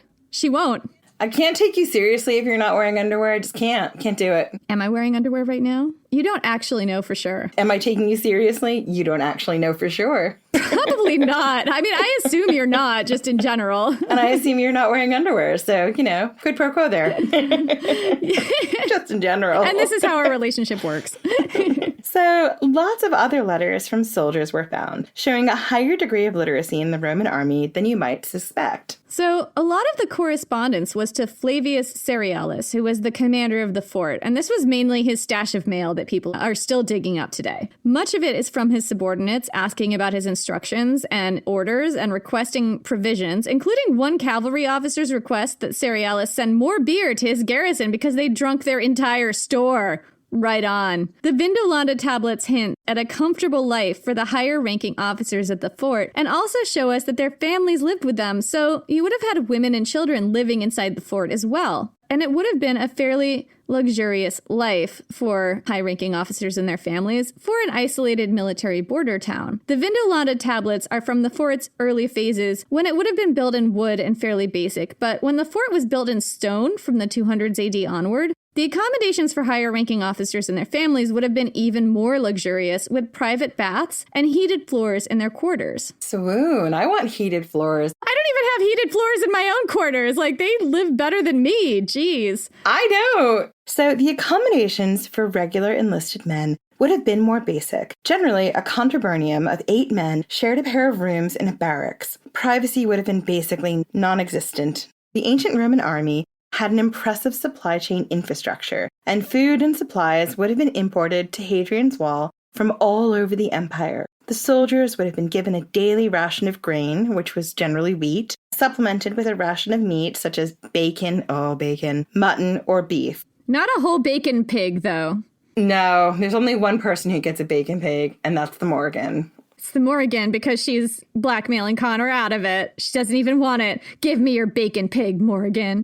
No, you can keep it, Morgan. Just stay away. Don't be washing my innards at the ford. I don't need you up in my business that much. I need to get back to where we are. It wasn't always the case that they got a meat ration. There was a fort on the Antonine Wall at Barristan that was entirely vegetarian. I wonder if that's because the auxiliary that they were from was vegetarian. Like the culture? Possibly. I don't know. Alcohol was also part of their regular ration. Usually it was wine, cheap varieties like acetum or posca, which were closer to vinegar than wine as we know it today. Beer was also popular, as evidenced in the Vindolanda tablets.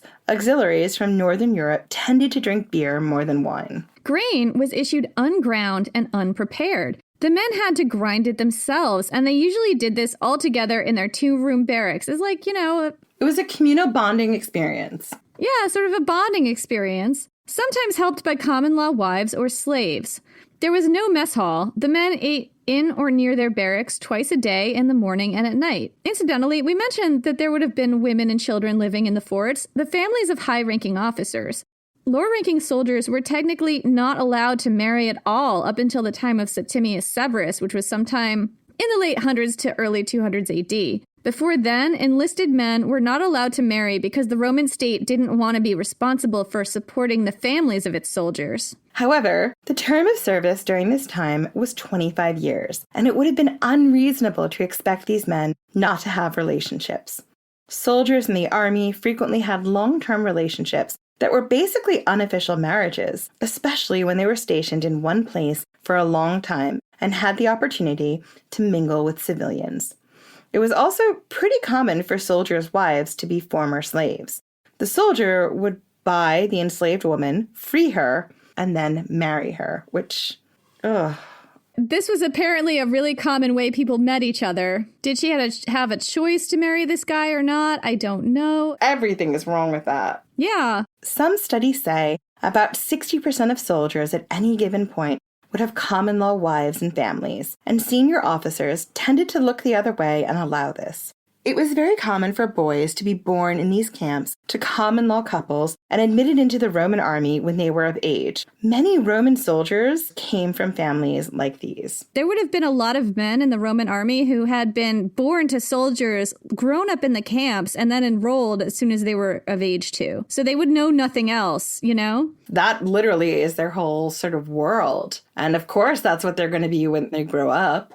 Yeah, it's their whole life. So it's not clear whether soldiers' families lived with them at all the forts along the wall or whether it was more common for families to live in the vicis. However, at Vindolanda, there's significant evidence that common law wives and children were living not just with high-ranking officers, but in the barracks themselves with the lower-ranking soldiers, in the contuberniums with the 8 men in the 2-room barracks. That's because lots of objects, including shoes and children's toys, have been found in the thick layers of rushes and straw on the floors of the barracks. So these barracks would have been very crowded. Each 2-room quarters would be home to an 8-man contubernium and potentially their wives and families.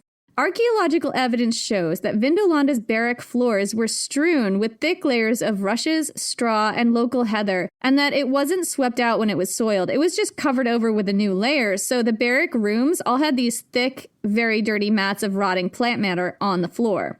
These mats collected lost items such as shoes, toys, broken weapons, kitchen implements, and various other things, which is great for archaeology, but probably not that hygienic to live in. This is why I think that every time you had a new sort of like group of soldiers who were stationed at these barracks, they literally ripped it down and built it up again. Oh yeah, it's because of the mats, obviously. They just like peeked into those barracks and were like, oh God, we have to burn this down. Burn it down and start again.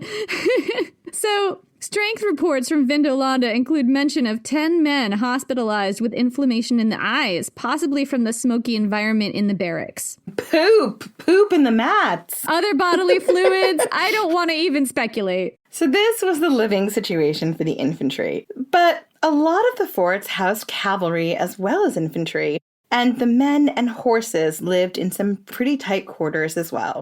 Not all of the forts housed cavalry, or it's not that clear if they did or didn't, but at the Wall's End Fort at Hadrian's Wall, there were long barracks blocks that at first glance looked similar to all the other barracks found. But they weren't. These long buildings were arranged in 2-room rows, with the men's quarters on one side with a hearth and a horse stable on the other, with shallow trenches that collected the horse's urine. And let's be honest, the men's urine. The men's and horses' quarters would have been right next to each other, but they weren't connected. You had to enter each from the outside. If your room was in the middle, you had to go like all the way around to get to the horse stable. So maybe the men weren't peeing in there, or maybe they were. So each room housed 3 men and each stable 3 horses. So that's a lot of horses in one stable. It is. It actually is a lot of horses in one stable. The horses must have liked each other, or at least learned to live with each other. Well, they had to have, because horses are pretty hierarchical as well. So, like, they could have been really nasty with each other if they didn't get along. There was an alpha horse. If you pissed that alpha horse off, you were getting bit in the buttocks all the time. Anyway, there may have been attic space that provided storage and living space for grooms, which were usually enslaved people. But the second floors, if they existed, haven't survived. So cavalrymen lived very closely with their horses, and these rooms would no doubt have been full of the smells of horse manure and urine and leather tack and sweat and cooking food and other smells of men. However, many of the men stationed on the wall were auxiliaries drawn from more agrarian cultures where living in close proximity to their animals was very common. So they may have been really used to this kind of living arrangement. And let's be honest, where they're living is very, very cold in the winter. So probably keeping your 8 people in one room, heating that one room is probably a lot easier than 8 separate tiny freezing rooms. Yeah.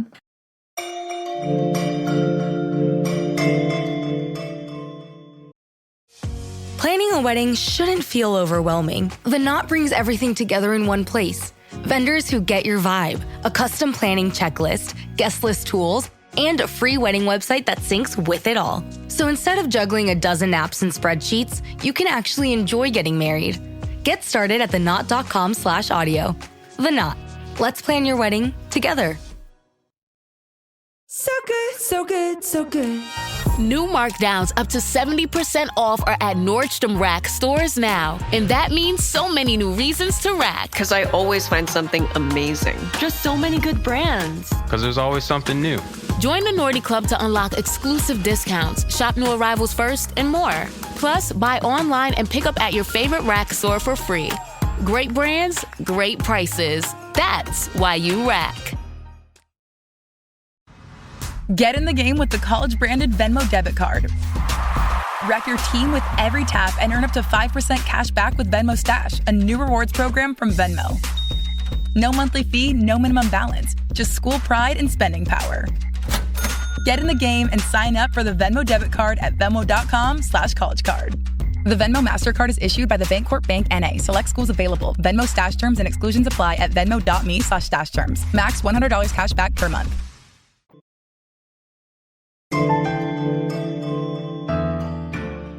One intriguing mystery at Vindolanda are the wooden circular huts inside the fort. This is weird because these forts were always built to a specific plan, and that plan never included round, thatched houses like these. Romans didn't build these kinds of houses. The people who did were native Celts. These wooden circular huts appeared in one of the later stone iterations of the fort in the early 200s under Septimius Severus, who led a genocidal campaign against the Highland Celts at the end of his reign, because he was a dick. Who were his sons, Jenny? Geta and Caracalla, Jen. I mean, Caracalla, also famous bag of dicks. Anyway, some historians have suggested perhaps the roundhouses were built to accommodate local Celts taking refuge from that violence inside the fort. Maybe, that's one theory. Maybe these were the homes of Celtic allies to the Romans stationed on the wall, people who would have traded with them, fed them, and brought them intelligence from the north. Those northern tribes targeted by Severus might have seen these Celts who worked with the Romans on a regular basis as collaborators and traitors, and their lives may have been in danger. However, it would be wrong to suggest that the relationship between soldiers on the wall and local Celts was a friendly one. There are signs of violence against native Celts. One find dug up at Vindolanda was the skull of a beheaded Celtic person from the 200s AD, which had once been impaled on a spike. Studies show that the man had been killed by a series of violent sword blows to the head and then decapitated. There is some evidence that the soldiers on Hadrian's Wall took up the Celtic custom of headhunting, or maybe it was already part of their culture as these were auxiliaries. Like, there were Gauls up there, Germans up there. These were people who were known to have headhunting as part of their culture. A tombstone found in nearby Lancaster, possibly dating from the 1st or 2nd centuries AD, depicts a Roman cavalryman brandishing the severed head of an enemy. The inscription says he was a member of the Ala Augusta, one of the most prestigious legions stationed on the wall. It had been given the honorific Augusta for its exceptional valor. An altar found near Corbridge, a ford on the Stanhope Road, has an inscription commemorating an event where a cavalry officer slaughtered a band of Corionotote. We don't know who the Corionotote are. This tribe of people is mentioned nowhere else but here. It's kind of awful that their name is mentioned only once and it's where they were slaughtered. Isn't that awful? It's so, so horrible. There are these little clues that there was genocidal stuff going on up there. So a beautiful Celtic duck brooch was also discovered at Vindolanda, and this duck brooch is very distinctive. It's absolutely gorgeous. I see it all the time as like this beautiful example of Celtic art. I'll put a link in the show notes so you can see it. Guys, it is so shiny. It is so beautiful. It is just, if I hadn't already made my Christmas list, I would be like, replica of this, please. Yeah, I think there are replicas that you can buy. Oh, there's got to be. The thing about this duck brooch, this Celtic duck brooch, is that most sources that talk about it fail to mention that it was discovered in a ditch inside the fort among the remains of local Celtic people who seem to have died violent deaths, probably at the hands of Roman soldiers. It was found in a mass grave of local Celtic people inside of the fort at Vindolanda. Yeah, so this was a relic of something genocidal that happened up there. So there aren't really signs of any big battles on Hadrian's Wall, especially not early in its history. That didn't mean isolated skirmishes didn't happen. Hospital records at Vindolanda record 6 wounded at one point, possibly wounded in battle. There was also violence in the forts in Vici, involving both soldiers and civilians. 2 weeks ago, we told you about a couple discovered in one of the Vicis who were probably murder victims. And they weren't the only murder victims discovered in the vicinity of Hadrian's Wall. In 2010, archaeologists discovered the remains of a child aged between 8 and 10 years old, probably a girl, buried under the floorboards of one of the barracks at Vindolanda, in a position suggesting her arms were tied. She may have been killed by a blow to the head. The fact that she was buried in the barracks suggests that this was definitely foul play, because Romans didn't like to bury their dead near their living spaces. Traditional cemeteries were often situated outside the town walls along the road leading out of the city. It would have been difficult to get a dead body outside of one of these forts without being spotted, and this suggests that the girl was possibly murdered inside the fort, maybe in the barracks itself, and buried where she died.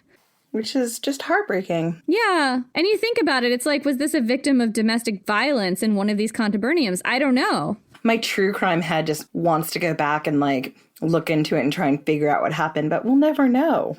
So there may also have been violence between the soldiers and civilians who lived in the Vici, the civilian communities that sprang up around the forts. The satirist Juvenal, writing sometime between the 1st and 2nd centuries AD, paints a very clear picture of violence between soldiers and civilians. And I mean, just remember, Juvenal is a satirist. He is, but his sense of humor is kind of like the it's funny because it's true variety. Well, I mean, all satire, like when you think about political satire, which we've just witnessed, and other things, comes from a place of mocking something that may or may not be true.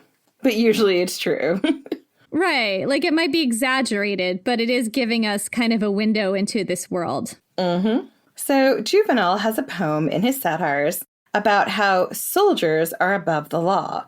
In it, he explains that soldiers, unlike civilians, are tried for wrongdoings in military camps by their fellow soldiers, who are likely to be sympathetic to the accused and side with them, to the point of violence towards the accuser. A person bringing a complaint was likely to get beaten for their troubles, and, I mean, this is still happening today. Juvenal explains that it's better not to tell anyone that your knocked out teeth, your swollen and bruised face, and that one eye, which the doctor doesn't think he can fix, are all from a beating by a soldier, not to mention what might have also happened to poor women in this area. This is just like a beating violence. We're not talking necessarily about sexual violence, which also happened. Correct. Anyway, if you had this happen to you at the hands of a soldier, you shouldn't report it. You'll just make enemies of the fort and risk an even worse beating later. This is Juvenal's advice if you happen to find yourself in any kind of military community in the ancient world, in Roman Britain. Juvenal was a satirist, and he may have been exaggerating, but he's writing real critiques about Roman society. So realistically, even though Hadrian's Wall rarely, if ever, saw military conflict, there was violence up there in the civilian communities, in the barracks between soldiers and civilians, and against the local Celtic population. Hadrian's Wall was home to a string of diverse, cosmopolitan urban communities, bustling towns crowded up against busy forts where soldiers lived along with their families. These were rough frontier communities, but also safe enough for the higher-ranking officers and their families to travel between forts and conduct social visits. While the living quarters would have been crowded, unhygienic, and smoky for the rank-and-file soldiers, the standard of living would have still been higher than in many parts of the ancient world. And in the densely packed Vici, soldiers of all ranks could buy everyday necessities and luxury goods imported from all corners of the empire. They could attend fighting matches and public baths, go to bars and drink with their friends, gamble, visit brothels, and buy gifts for their families. It wouldn't have been an easy life by present-day standards, but by the standards of the time, it would have been as good as most places in the empire. But Hadrian's Wall was actively manned for over 300 years, and during that time, the living conditions on the wall changed drastically. In the next episode, we'll look at how life on the wall changed after Hadrian died. So that's it for this week. We'll be back in 2 weeks. In the meantime, come find us on social at Ancient Hist Fan on Twitter and at Ancient History Fangirl on Facebook and Instagram. And check out our website, ancienthistoryfangirl.com, where you can find links to our merch, show notes, and all kinds of cool stuff. And consider joining our Patreon. Starting at just $2 a month, you can support the podcast and get access to ad-free episodes and exclusive extra episodes. We've got a great archive of extra episodes for Patreon subscribers. Yeah, definitely check it out. And thank you guys so much for listening. We will see you in 2 weeks.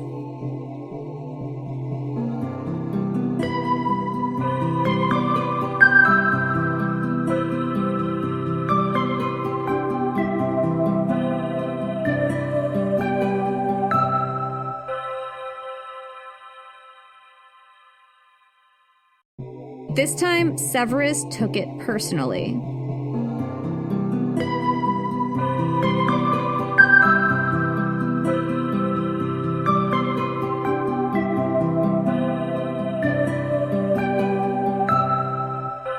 They sent the centurion to tell you. He stands on your doorstep, his plumed helmet under his arm, his hair chopped short, his jaw set in stone. You've been called to join Diocletian's army, he says, handing you the scroll. You're to report in the morning. You've been expecting this. The Emperor's decree is only a few months old, but you've already seen your brother and friends called up and sent to the ends of the empire. You've known all this time they would come for you. It's a hot summer day. Insects buzz in the tall grass. Behind the centurion, your olive trees lift their leaves to the sky. The centurion's escort of men slouches on their horses. You turn back to him and give him a wordless nod. No point in arguing. That would only get you beaten up and dragged back to the fort. No time to bid your family goodbye. No time to formulate a plan. Only when he rides off do you unroll the scroll and read your orders. 25 years, a lifetime, and they're sending you to the wall, all the way up north in Caledonia, the wall at the end of the world. You lower the scroll and cast your eyes over the olive trees, the rolling hills, this little kingdom you've built. It's your family's olive farm, your father's and his before him. For decades, you've clung to this sliver of Italy's richest farmland. The olives that grow in this soil taste like no other. Senators and senators' sons will pay ridiculous prices for an amphora of your finest olive oil. By this grace, you've been able to hang on, just barely. When the rich were devouring the land all around you, rolling it up into latifundias, empires built on the backs of the enslaved, and casting your neighbors into poverty, you managed to hang on. Through drought and plague, through poverty and privation, through a dozen different emperors and all the violence and upheaval that followed, you fought off the wolves at the door, marauders and wealthy buyers and tax farmers who'd have taken all you have. But this conscription could be the thing that ruins you.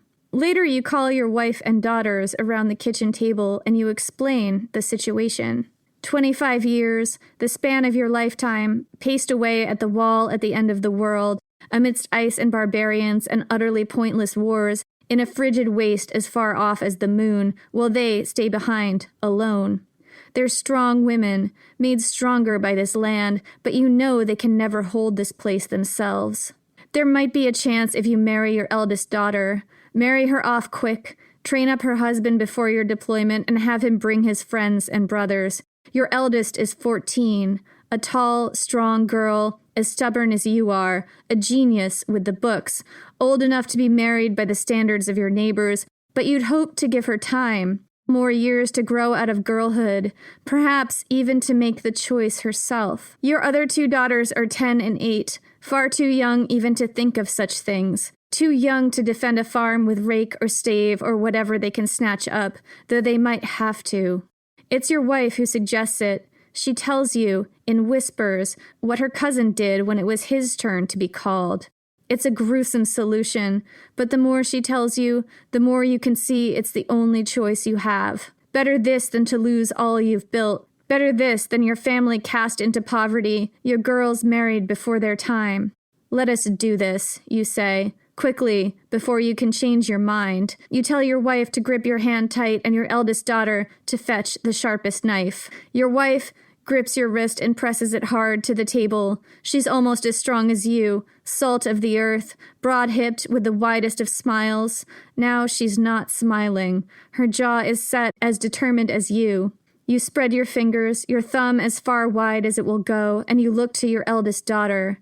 She's a good girl, a strong girl, quick with a knife. She'll make a good wife someday, but not yet. By all the gods, not yet. You show her where to position the knife, just so, right at the joint. You grit your teeth, and you tell her, make it quick. I'm Jenny Williamson. And I'm Jen McMenemy. And this is Ancient History Fangirl. Oh, that was gory, Jenny. I know. I'm sorry. You asked me to do it to you, and I did it to you. We're going to explain this all to you, and that whole scene will make sense, but no spoilers yet. It's going to make sense in a minute. We're going to get to it. It's a little bit of a throwaway in here, and we wanted to just blow it up. It's a small little bit in history that actually is so fascinating to explode and look at the human and the practical consequences of what was happening. We're so uplifting this season. It's just so cheery. So in our last 2 episodes, we told you all about how Hadrian's Wall was built, explored the strange mysteries built into its construction, and then took a deep dive into who built the wall and everyday life up there. Now, we're going to talk about what became of the wall and those who lived there after Hadrian's death. Hadrian never saw his wall completed with his own eyes. He died in 138 AD, about 10 years after the wall was finished. The man who took his place was Antoninus Pius. Antoninus Pius was born in 89 AD. He was from an ancient, very respected, and high-ranking senatorial plebeian family. His father served as consul the year he was born, and his grandfather was a senator. His family had bet on Vespasian in the year of the 4 emperors, which was very lucky. Antoninus Pius's father died the year he was born, and Antoninus grew up in the household of his grandfather, a respected senator and friend of Pliny the Younger. Antoninus served as consul himself in 120 AD. He was 31 and caught the attention of Emperor Hadrian, who chose him to serve as proconsul, kind of like a governor of Italy and then Asia. He caught the eye. I don't know that Hadrian and Antoninus Pius were boning, but I don't know that they weren't boning. Yeah, I mean, history doesn't tell us, so fan fiction. There's all this, like, fun, passive-aggressive sexual tension in the relationship between Hadrian and Trajan, which I don't necessarily see here, but that doesn't mean it wasn't there. No, it doesn't mean it wasn't there. I mean, Hadrian got up to a lot of things. I feel like our default is probably, if you're questioning whether somebody was boning or not, they were boning. That is our default. I mean, both of us come from a base that quite likes a bit of romance. We just assumed that everybody back then was boning. I don't know, that could be wrong, but it's a fun way to look at the ancient history. If Suetonius tells us anything, it's that everyone was boning, particularly if they were related. Especially if they were related. So Hadrian was so impressed with Antoninus Pius's performance that he adopted Antoninus and made him heir to the throne. So he did this on February 25th, 138 AD, and this was just a little bit less than 5 months before his own death in July of that year. We have very few records of Antoninus Pius's reign. Cassius Dio was said to have written a biography, but it's been lost. There is a biography of Antoninus Pius in the Historia Augusta, which we've talked about how it's not that trustworthy, but maybe it is because maybe we wrote it. I don't know. Maybe we also built Hadrian's Wall. Oh, yeah. Let's be honest. It's you being like, it needs to be perfectly this bit. And it's me being like, the boulder wanted it more. All the corners were cut. There were moon doors. It's got our fingerprints all over it. The bits where it's like perfectly formed and everything is together, Jenny did. The bits where it's like, Jen, why is there a door that just opens into the sky? I'm like, well, here's the thing. It wasn't supposed to, but it does now. Sometimes it's 10 feet wide. Sometimes it's 8 feet wide. We don't know. That's me. That's totally me. I mean, when the boulder wants it more, that's also me. You know, Jenny would be like, get in there and get the boulder out. I'd be like, no, I gotta respect the boulder put up a better game than I did. Game respects game here. Sometimes the boulder has better game than us. Sometimes inanimate objects have better game than us. Oh my God, we're moving on. Moving on, please. There's a biography of Antoninus Pius in the Historia Augusta, which showers him with sweet, sweet praise and which has to be taken with a whole fuck ton of salt. So, Jen, will you please hit us with some of that sweet, sweet praise for Antoninus Pius in the Historia Augusta? In personal appearance, he was strikingly handsome. In natural talent, brilliant. In temperament, kindly. He was aristocratic in countenance and calm in nature. A singularly gifted speaker and an elegant scholar. Conspicuously thrifty, a conscientious landholder, gentle, generous, and mindful of others' rights. He possessed all these qualities, moreover, in the proper mean and without ostentation. And, in fine, was praiseworthy in every way. Oh my God, Antoninus Pius is such a Mary Sue. He's such a Mary Sue. It's so funny when I read stuff like that. That is my natural voice, but I know it's been put on for effect. But I also know that, I didn't change anything to my accent there. That's just how I talk. This is what she talks like when she praises Antoninus Pius. I'm a bit hot and bothered after so much praise. He's so perfect. Look, he's the Octavia of this world, isn't he? He's just too perfect and good. Such a conscientious landholder. This is why I know he was totally banging Hadrian. Praiseworthy in every way. Oh, he had to be. Or whoever was writing the Historia Augusta. I'm going to give you all a pro tip. Bang your biographer. Writers will write about you, and it's terrifying. Absolutely. So, according to the Historia Augusta, a lot of campaigns were waged on Antoninus Pius's behalf. but always through subordinate generals. It's likely Antoninus Pius himself never got within 50 miles of a battlefield. One of those campaigns was up in Britannia, in the vicinity of Hadrian's Wall. Something happened up there. We don't know exactly what. This period in history is extremely poorly documented, but whatever happened, it must have been big because it prompted Antoninus Pius to order a mass reordering of the border up there. Pius pulled all the troops off Hadrian's Wall and relocated them 100 miles north into the wild, untamed Ginger Highlands. Woohoo! And he made them build a new wall, the Antonine Wall. There are only 2 mentions of this event in the ancient sources. One is in Pausanias's description of Greece, which says that Antoninus Pius ran the Brigantes out of their ancestral territory because they attacked the Roman province of Gerunia. So the Brigantes was Cartimandua's tribe. Remember, Jen? We talked about her in one of our Patreon episodes. We talked about her, yeah. And that checks out because that region, the Brigantes territory, was in this area. It was just south of the wall. But nobody has any idea where Gerunia was. That is not a Roman province that is listed anywhere else. It appears only in this source. So the Historia Augusta chimes in to say that Antoninus Pius's lieutenant, someone named Lollius Urbicus, built a second wall of turf after defeating, quote, the Britons. There are coins from around this time with Britannia stamped on them, signifying some kind of victory somewhere in Britain, and we know that the Senate gave him honors for his victory. There was also a really unique building called Arthur's Oon by later generations that stood in view of the Antonine Wall until 1743, when a jerk landowner demolished it and used the stones to build a dam for a mill. He demolished an ancient Roman Arthur's Oon. I can't. Asshole. So Arthur's Oon was a circular building with a domed roof, kind of like a beehive, highly polished and built entirely without mortar. Carvings of various Roman insignia on the Oon suggest it had been built in the Roman era to commemorate a victory of some kind. And that's about all we know about why Antoninus Pius decommissioned Hadrian's Wall and ordered the Antonine Wall built. I mean, that's not a lot to go on. It's really not a lot to go on. We might have more to go on if Arthur's Oon still existed because there might be information carved on it, but it doesn't, so. No, it's not there. Yeah, because of that asshole landowner. Asshole. I mean, he really needed that dam. Fuck that dude, fuck his dam. That's how I feel. Damn that dam. I just don't give a fuck about this dude's dam and his dam needs. So, the Antonine Wall was begun in 142 AD, and it was nowhere near the statement piece that Hadrian's Wall was.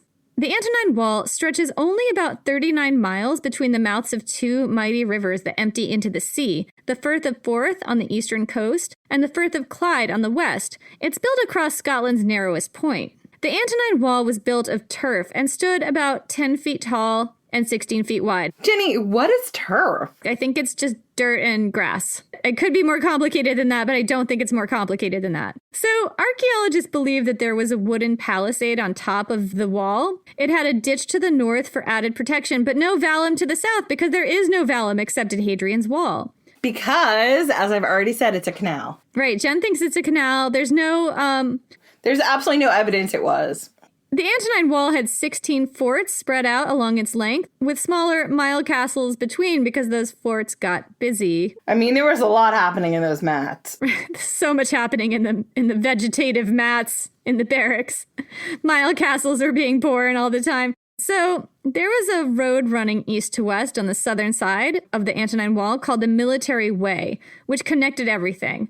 When finished, there were statues and stone plaques embedded in the turf wall to commemorate the legions that built each section. These would have been brightly painted, and I've seen pictures of some of them. A lot of them are pictures of cavalry officers killing and subjugating the Celtic population. I've seen wildly different estimates about how long it took to build the Antonine Wall, 12 years on the longer side and something like 8 months on the shorter side. I think it was only in action for like 8 years, so probably like toward the shorter side is my guess. I don't know where I got 12 years from, but I don't think it took that long to build. The living on the Antonine Wall would have been rougher than it was on Hadrian's Wall. The forts weren't designed to house an entire cohort. Instead, different groups of infantry and cavalry from different cohorts were housed together in what would have been incredibly diverse combinations, which is not ideal because, as we saw in Hadrian's Wall, they tried to keep people from similar backgrounds together to avoid sort of like having lots of people who had lots of problems with each other living next to each other. There would have been ancestral intertribal conflicts sometimes. Yeah, I mean, and I don't know anything about what that was up there, but it's possible. Absolutely. So these different combinations included soldiers from North Africa. The general Lollius Urbicus, who oversaw the construction of the Antonine Wall, was North African. He came from Numidia in modern-day Algeria. And that is fascinating and once again goes to show that there has always been diversity in Britain. Always. Yeah, I mean, I think it's really easy to assume that everyone up there was white at all times, and that's absolutely not the case. They were not. Archaeology shows a clear North African presence there. An ancient casserole dish was found there that resembles a form of tagine, and other North African pottery has been found up there as well. Have you ever eaten food from a tagine? Because it's so good. Oh my God, I know what it looks like, but I can't think of what I've eaten from it. It is gorgeous, isn't it? Explain what a tagine looks like. Yeah, so it's like a clay or sometimes a ceramic kind of bowl with like a conical top on it, and it's like a casserole dish that you cook in. The food coming out of a tagine is just unreal. It's so delicious. Like when I lived in Paris for a little while near the Place de la République, and there was a market behind the apartment building I lived in. I think a lot of it was Algerian and like North African, and they had this one area where you could go and there were endless tagines full of different tagine dishes with like dates and apricots and couscous and olives and different kinds of meat and fish and different spices. And I remember going there and it was just like this wonderland. I was like, oh my God, how can I eat all of this at one time? Like, this is so good. I would eat there every day. It was so amazing. Do you need to order some food, Jenny? I'm just like starving just thinking about tagine food right now. People were eating well up there. And here's the thing. There weren't just a few items that were found there either. North African items have been found at 9 or 10 forts along the Antonine Wall. Some historians suggest these auxiliaries from North Africa may have been from Mauritania, where campaigns were fought earlier in Antoninus Pius's reign. He or his generals may have reassigned troops from there to the Antonine Wall to replace prior losses. Yeah, so there were definitely North African troops up there at the Antonine Wall, and they were reassigned to Hadrian's Wall, I believe, after the Antonine Wall was decommissioned, but we're getting to that. We're getting there, and I think it's one of those things we talked about in our last episode. There was so much diversity at Hadrian's Wall. There were people from all areas of the empire up there, and it's just this incredible little melting pot that existed in northern England. Yeah. So what was going on at Hadrian's Wall during the time when the Antonine Wall was occupied? With most, if not all of its forces relocated about 100 miles north, Hadrian's Wall was decommissioned. Adrian Goldsworthy tells us that the doors were taken off the Mile Castle gates and their pivot stones, their giant hinges, smashed so people could cross freely. More causeways were built through the vallum. They just basically decommissioned it, smashed all the hinges and the gates, built causeways through the vallum, and allowed people to pass freely during this time through Hadrian's Wall. So I've seen some sources say that the Antonine Wall was under constant attack while it was occupied, but it's hard to find details on this. There are almost no details about the wars fought under Antoninus Pius's regime, especially in this area. It does make sense that there would have been some tension up there, though, because the Antonine Wall did cut through local tribal territories. So the Antonine Wall was manned for just 8 years. When Antoninus Pius died in 161 AD, his wall was abandoned and its troops pulled back to Hadrian's Wall. The archaeological evidence points to a measured, methodical decommissioning rather than flight under violent attack. Some key improvements to Hadrian's Wall were made when the troops got back. The turf wall, the section of the wall to the west that was built in turf, was rebuilt in stone at this point, and the military way was built on the southern side of the wall like the Antonine Wall had, to make it easier for the troops to move along the wall. The fact that Hadrian's Wall was recommissioned during this time points to a clue of its purpose. If it was a big, hairy MacGuffin, as Jenny suggested, and not a giant wall to keep out gingers, then why was it remanned? It's a good question. This is a great question. We don't know the answer to this. Whatever its original function was, to keep out gingers, it must have been working. I mean, yeah, maybe it was really just there to spank the gingers. That would not surprise me.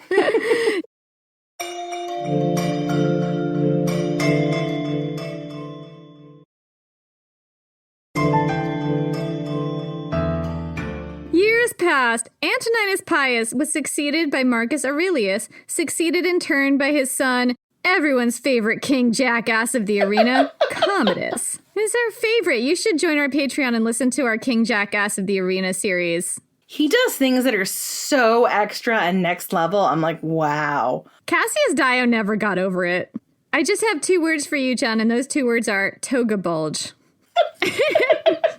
Commodus was so terrified of like a barber cutting his hair that he burnt his beard himself rather than allow someone to give him a haircut. You should listen to that episode and find out why. Because this baffled me, but Jen explained it to me in a way where I totally got it. And I was like, yeah, maybe I'd burn my hair too. But I'm not going to explain why I came to that conclusion. I'm just going to tell you, you have to sign up and listen. It's worth it. We're talking about the conditions on Hadrian's Wall during Commodus's reign. So there is some evidence in the ancient sources about some disturbance on the wall during Commodus's reign in the early 180s AD, when tribes up north, the wild gingers, woohoo, overwhelmed Hadrian's Wall and wrought violence on the Romano-British provinces to the south. A high-ranking general was killed in the fighting. Commodus sent a general up there to calm things down, and later coins were struck to commemorate the victory. Frustratingly, that's about all we know about this war. There's some evidence at some of the forts of a burned layer that may date to around this time, but archaeologists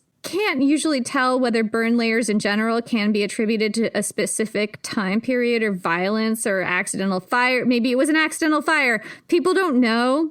Yeah, which is fair enough. My feeling is that archaeologists are a little bit reluctant to identify a certain burn layer as like, yes, this was definitely violence, because there has been a lot of over-identifying of burn layers with different battles in the past. That wasn't necessarily true. It's fair enough, but they might have overcorrected. They might not have. I'm not an archaeologist. I don't know anything, really. I just listen to what they tell me. We don't even have degrees in this shit, so. So let's get back to the wild man Commodus. Commodus's reign was extremely chaotic, and it deserves an actual episode, which maybe I'll do one day, probably won't. The troops in Britain mutinied on several occasions, although the sources don't say whether soldiers on Hadrian's Wall were directly involved. Commodus died in 192 AD on New Year's Eve, strangled in his bath. He was another one, strangled by the guy who rubbed him in his bath. The man who rubbed him in the bath. It was actually his wrestling, instructor partner. Listen, that guy was definitely rubbing him in the bath. Let's be very clear. But, wait, let's get to the best part. This was because of a coup orchestrated, at least partially, by his mistress, Marcia. She was like the Plotina of this plot. She was. She was involved in a murder polycule. And Commodus' successor lasted a scant few months before the Praetorian Guard murdered him as well. And this plunged Rome into another civil war. This was called the Year of the Five Emperors, in which the governors of Rome's 3 most powerful provinces faced off for the throne. One of them was the governor of Britain. He pulled a lot of legions throughout Britain to the final battle at Lugudunum in Gaul. Probably many of them came from Hadrian's Wall. Unfortunately, he lost. The winner was this little-known guy called Septimius Severus, and Septimius Severus took the throne in 197 AD. So Septimius Severus was half Italian and half North African. He came from a wealthy equestrian family, the Fulvii, that may have been related to Fulvia. You know Fulvia. If you don't know who Fulvia is, go back and listen to our episode on Fulvia. Yes, original gangster of ancient Rome. That name, incidentally, means yellow or golden hair, but it's really probable that Severus did not have golden hair. Severus got into politics at the early age of 17 in 162 AD, the year the Antonine Wall was decommissioned. He served various political positions under Marcus Aurelius and then Commodus. When Commodus was assassinated in 192 AD, Severus, then 47 years old, was serving as governor of Pannonia Superior, a province on the Danube River. someone named Pertinax was declared emperor, then immediately assassinated by his own Praetorian Guard because it was that kind of year. They were used to Commodus's non-existent rules about Praetorian Guard conduct. He just let his Praetorian Guard run wild, and they did not like Pertinax's idea of instilling discipline. Yeah. It's like, just show up on time and get your shit done. Exactly. So the Praetorian Guards ganked Pertinax for having the bare minimum of discipline. And then they turned around and auctioned off the throne to the highest bidder. Jen, you remember this period in time, right? We covered this in our Praetorian Guards episode. We covered this. So the highest bidder was a senator named Didius Julianus. And I mean, that name is ridiculous. Not Pupianus level ridiculous, but... just Didius. Didius bothers me. So Didius didn't last long. He was assassinated just in time for Septimius Severus to get there with his own army, dissolve the Praetorian Guard for being extremely naughty boys. They had been so naughty. And then he reformed the Praetorian Guard using his own trusted soldiers from his own ranks. And that's how Septimius Severus became emperor. Unlike the last four emperors, Commodus, Marcus Aurelius, Antoninus Pius, and Hadrian, Severus was expansionist-minded. He had a big old expansionist agenda. It's the first time we've seen a big, throbbing, veiny expansionist agenda in a while, really. Yeah, since Trajan back in 117. So Septimius Severus enacted a number of military reforms, waged war in Parthia and North Africa, and then decided, let's go up to Britannia just for fun. He went all the way to the Caledonian border. The year of the 5 emperors was a very unstable time, and Hadrian's wall was no doubt affected, although it is difficult to say how much. The wall was not at full strength when Septimius Severus visited. In the past 2 decades, troops had been pulled off the wall to serve in foreign wars, put down mutinies, participate in attempted coups, and deal with unrest in the wake of at least one major plague, the Antonine Plague. Septimius Severus assigned new men to the wall, increasing its force, and then traveled north to the Antonine Wall,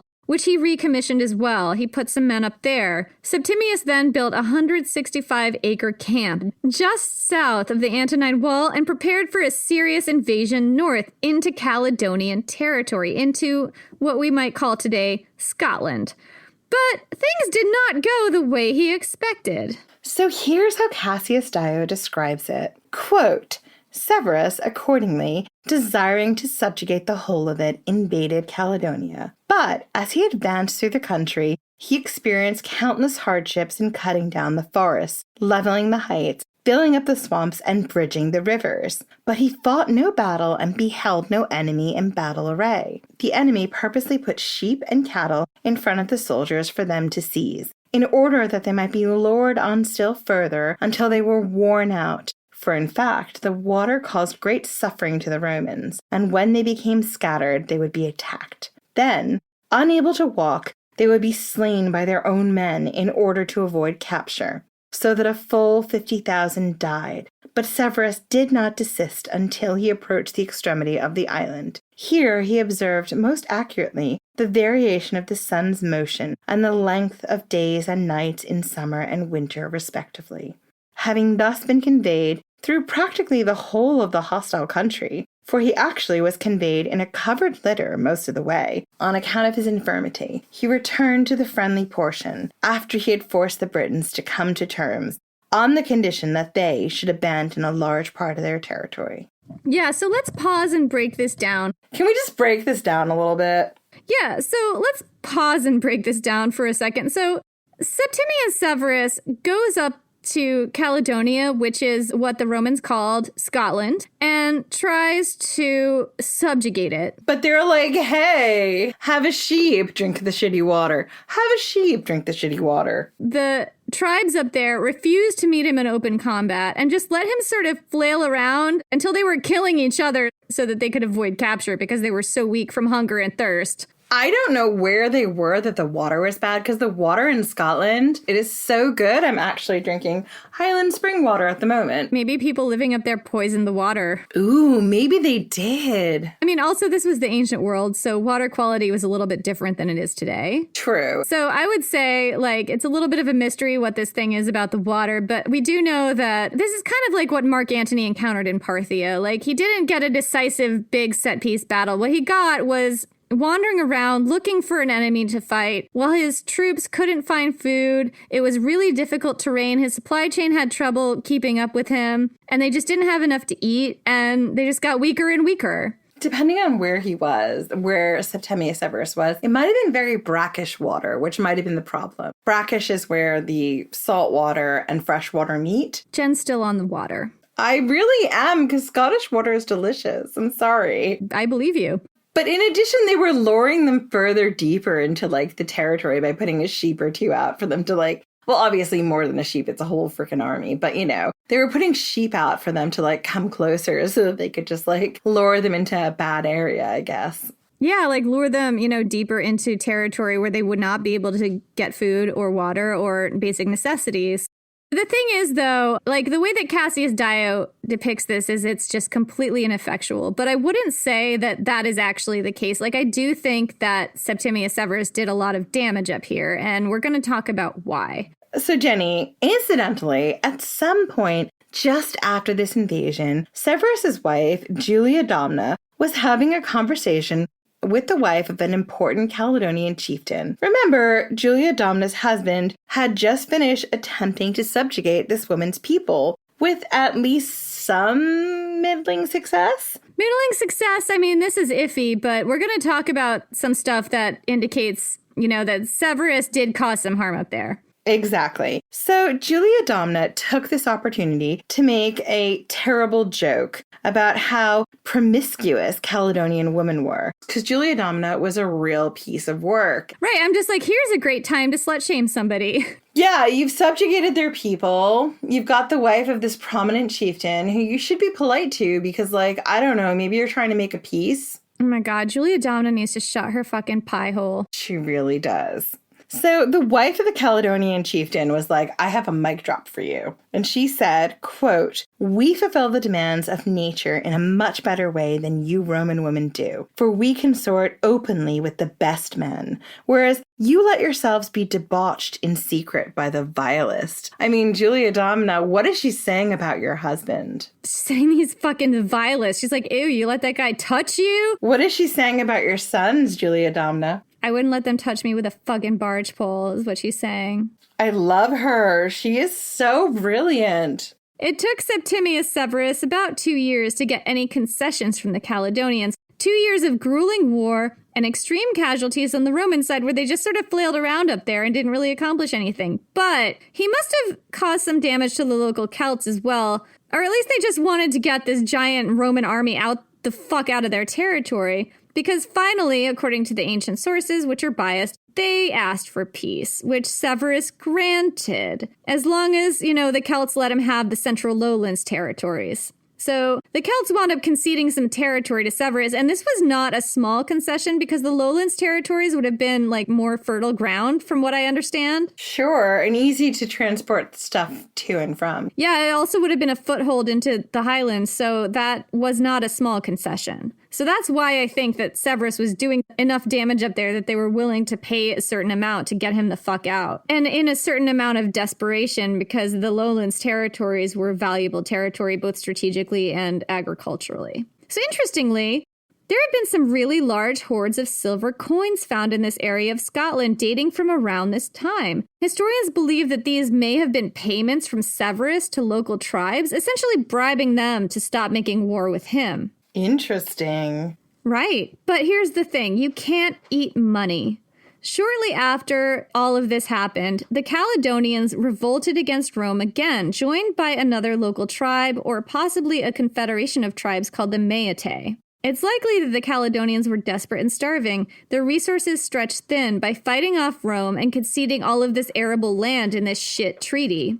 Anyway, this time Severus took it personally. He prepared for another large-scale war in Caledonia, telling his soldiers to kill them all and leave the land completely depopulated. This is a quote from Cassius Dio, quote, "Let no one escape sheer destruction." He's really got it out for the redheads. "No one our hands, not even the babe in the womb of the mother. If he be male, let it nevertheless not escape sheer destruction." How do you know? Like, you can't do an ultrasound at this point in time. Right, how do you know that the babe in the womb is male? So just kill everybody. So Severus fully intended to unleash the full destructive might of the Roman army on the Caledonians to make sure that they never rebelled again. Yeah, because that went really well last time. I know. He did so well with his bribes and payments to get them to, like, leave his army alone and sue for peace. Like, Severus. Us gingers and other Highland people do not take this well.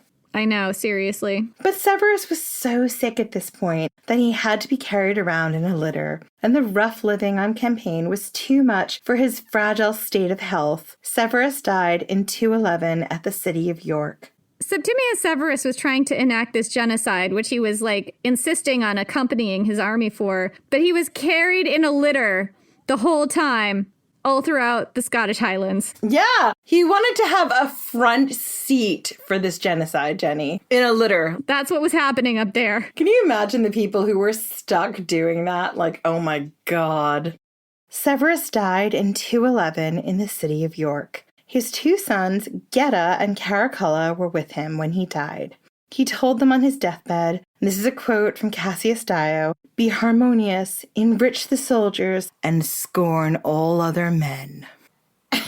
What did that mean? Scorn all other men? What does that mean? What it means is you don't have to give a fuck about anyone except your army. We live in a military dictatorship, bitches. That's what it means. Ooh, I didn't get that. You don't have to care about your Senate. You don't have to care about your aristocratic class. You don't have to care about the common man. You only have to care about the military. That's what he's telling his sons. Thank you for clarifying that. Jen has now hit the point where she's had a little wine. The wine's doing the talking from here on out. From here on out. Jen's wine has entered the chat.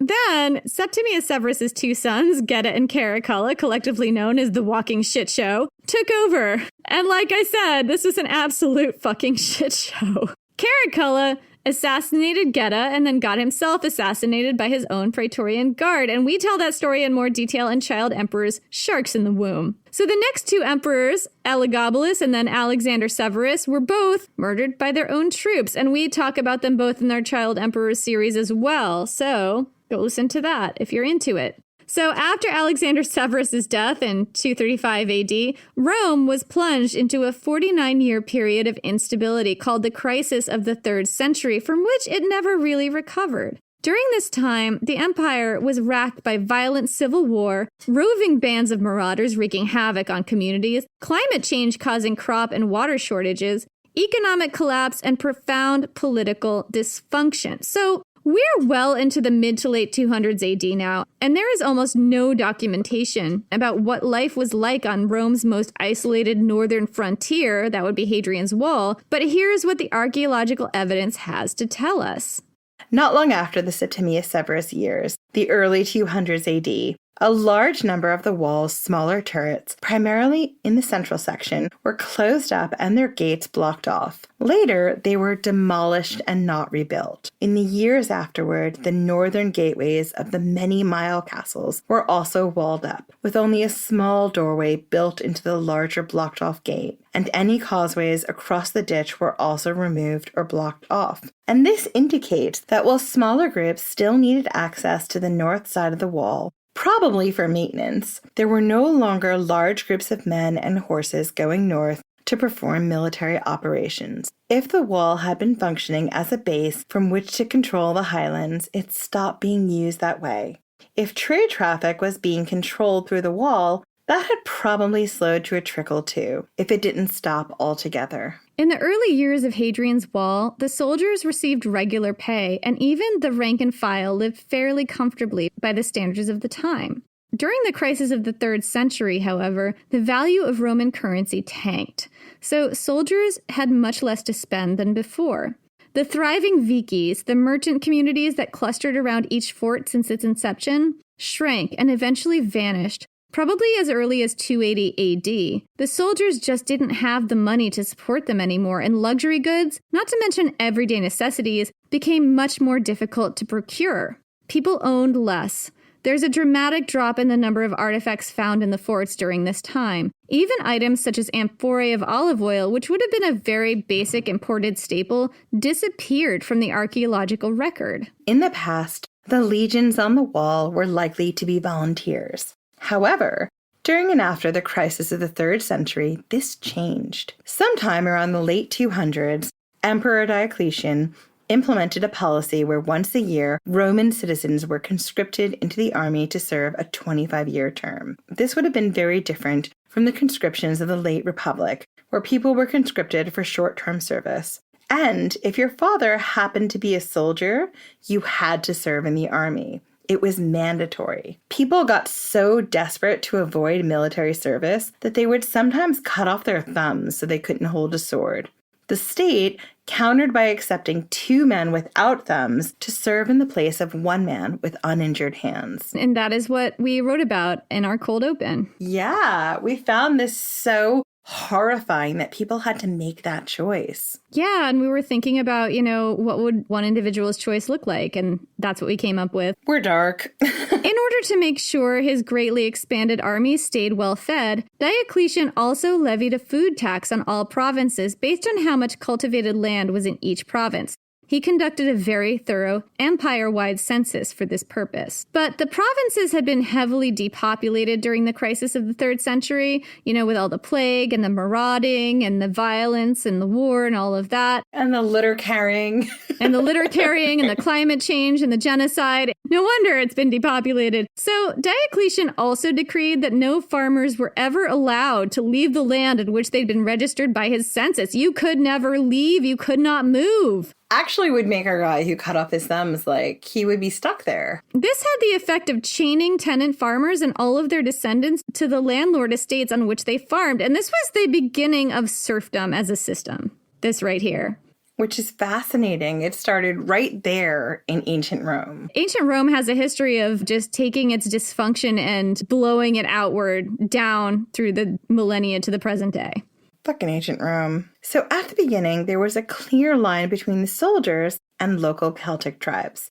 But as the years went on at Hadrian's Wall, those differences started to blur. Men in the Roman army began to adopt the gear and clothing traditionally worn and used by local tribesmen, including long-sleeved tunics or trousers, because it was cold up there, oval rather than square shields, and spears and javelins rather than the traditional Roman pilum. The recognizable lorica segmentata, the banded armor worn by Roman soldiers, was replaced by Celtic chainmail. Even the distinctive gladius, the most recognizable symbol of the Roman army, was replaced by the long spatha, a sword originally used by Germanic auxiliaries and later adopted into the Roman cavalry and eventually the infantry. The spatha sword, by the way, was a precursor to both the Viking longsword and the straight, double-edged, cross-hilted swords associated with European knights in the Middle Ages. Yet another thing laid down during this time in Roman Britain that was carried forward and became a staple of medieval culture.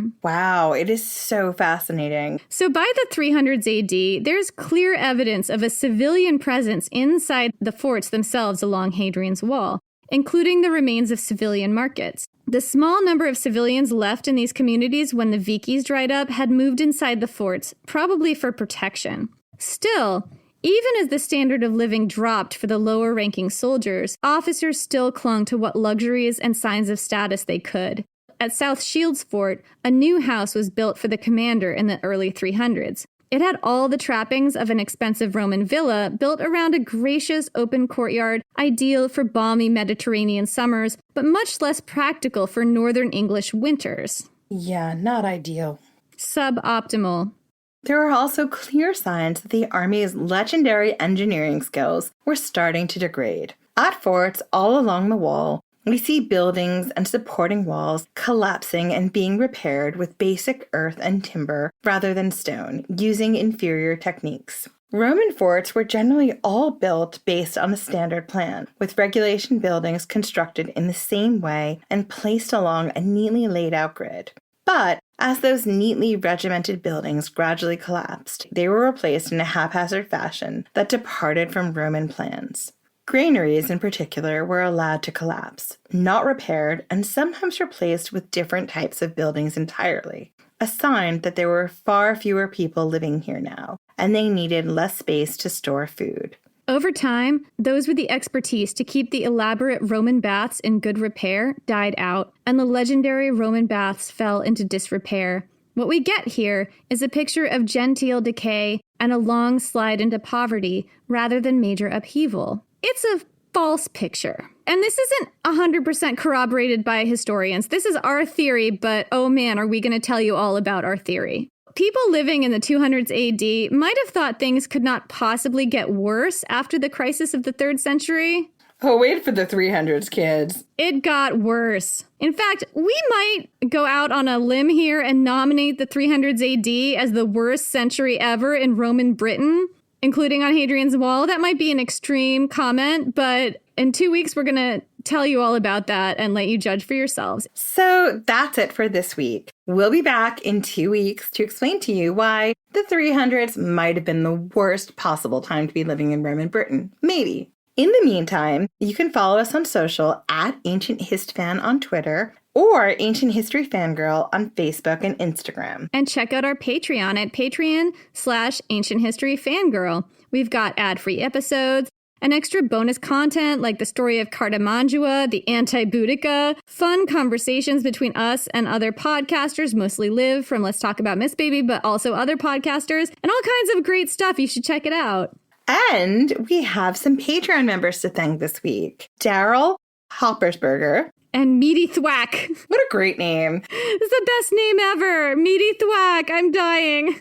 Thank you so much for joining our Patreon and for supporting us, and to all of our other patrons out there. We couldn't do this podcast without you. Thank you so much, and we will see you in 2 weeks.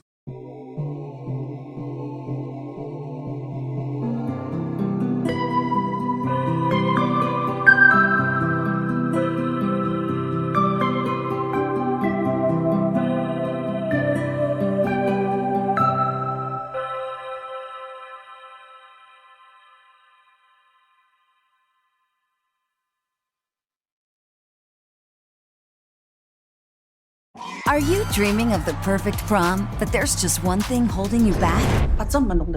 Speak English, Mom. Welcome to Ethnos Inc. Ethnic Modification. What is this place? We help you reach your true potential. How are you feeling? It's good to be white. Hey, new girl. Hey, Look at what you've done to yourself. For a new plant to grow, the seed has to die. Slanted, rated R, only in theaters March 13th. Side effects may occur.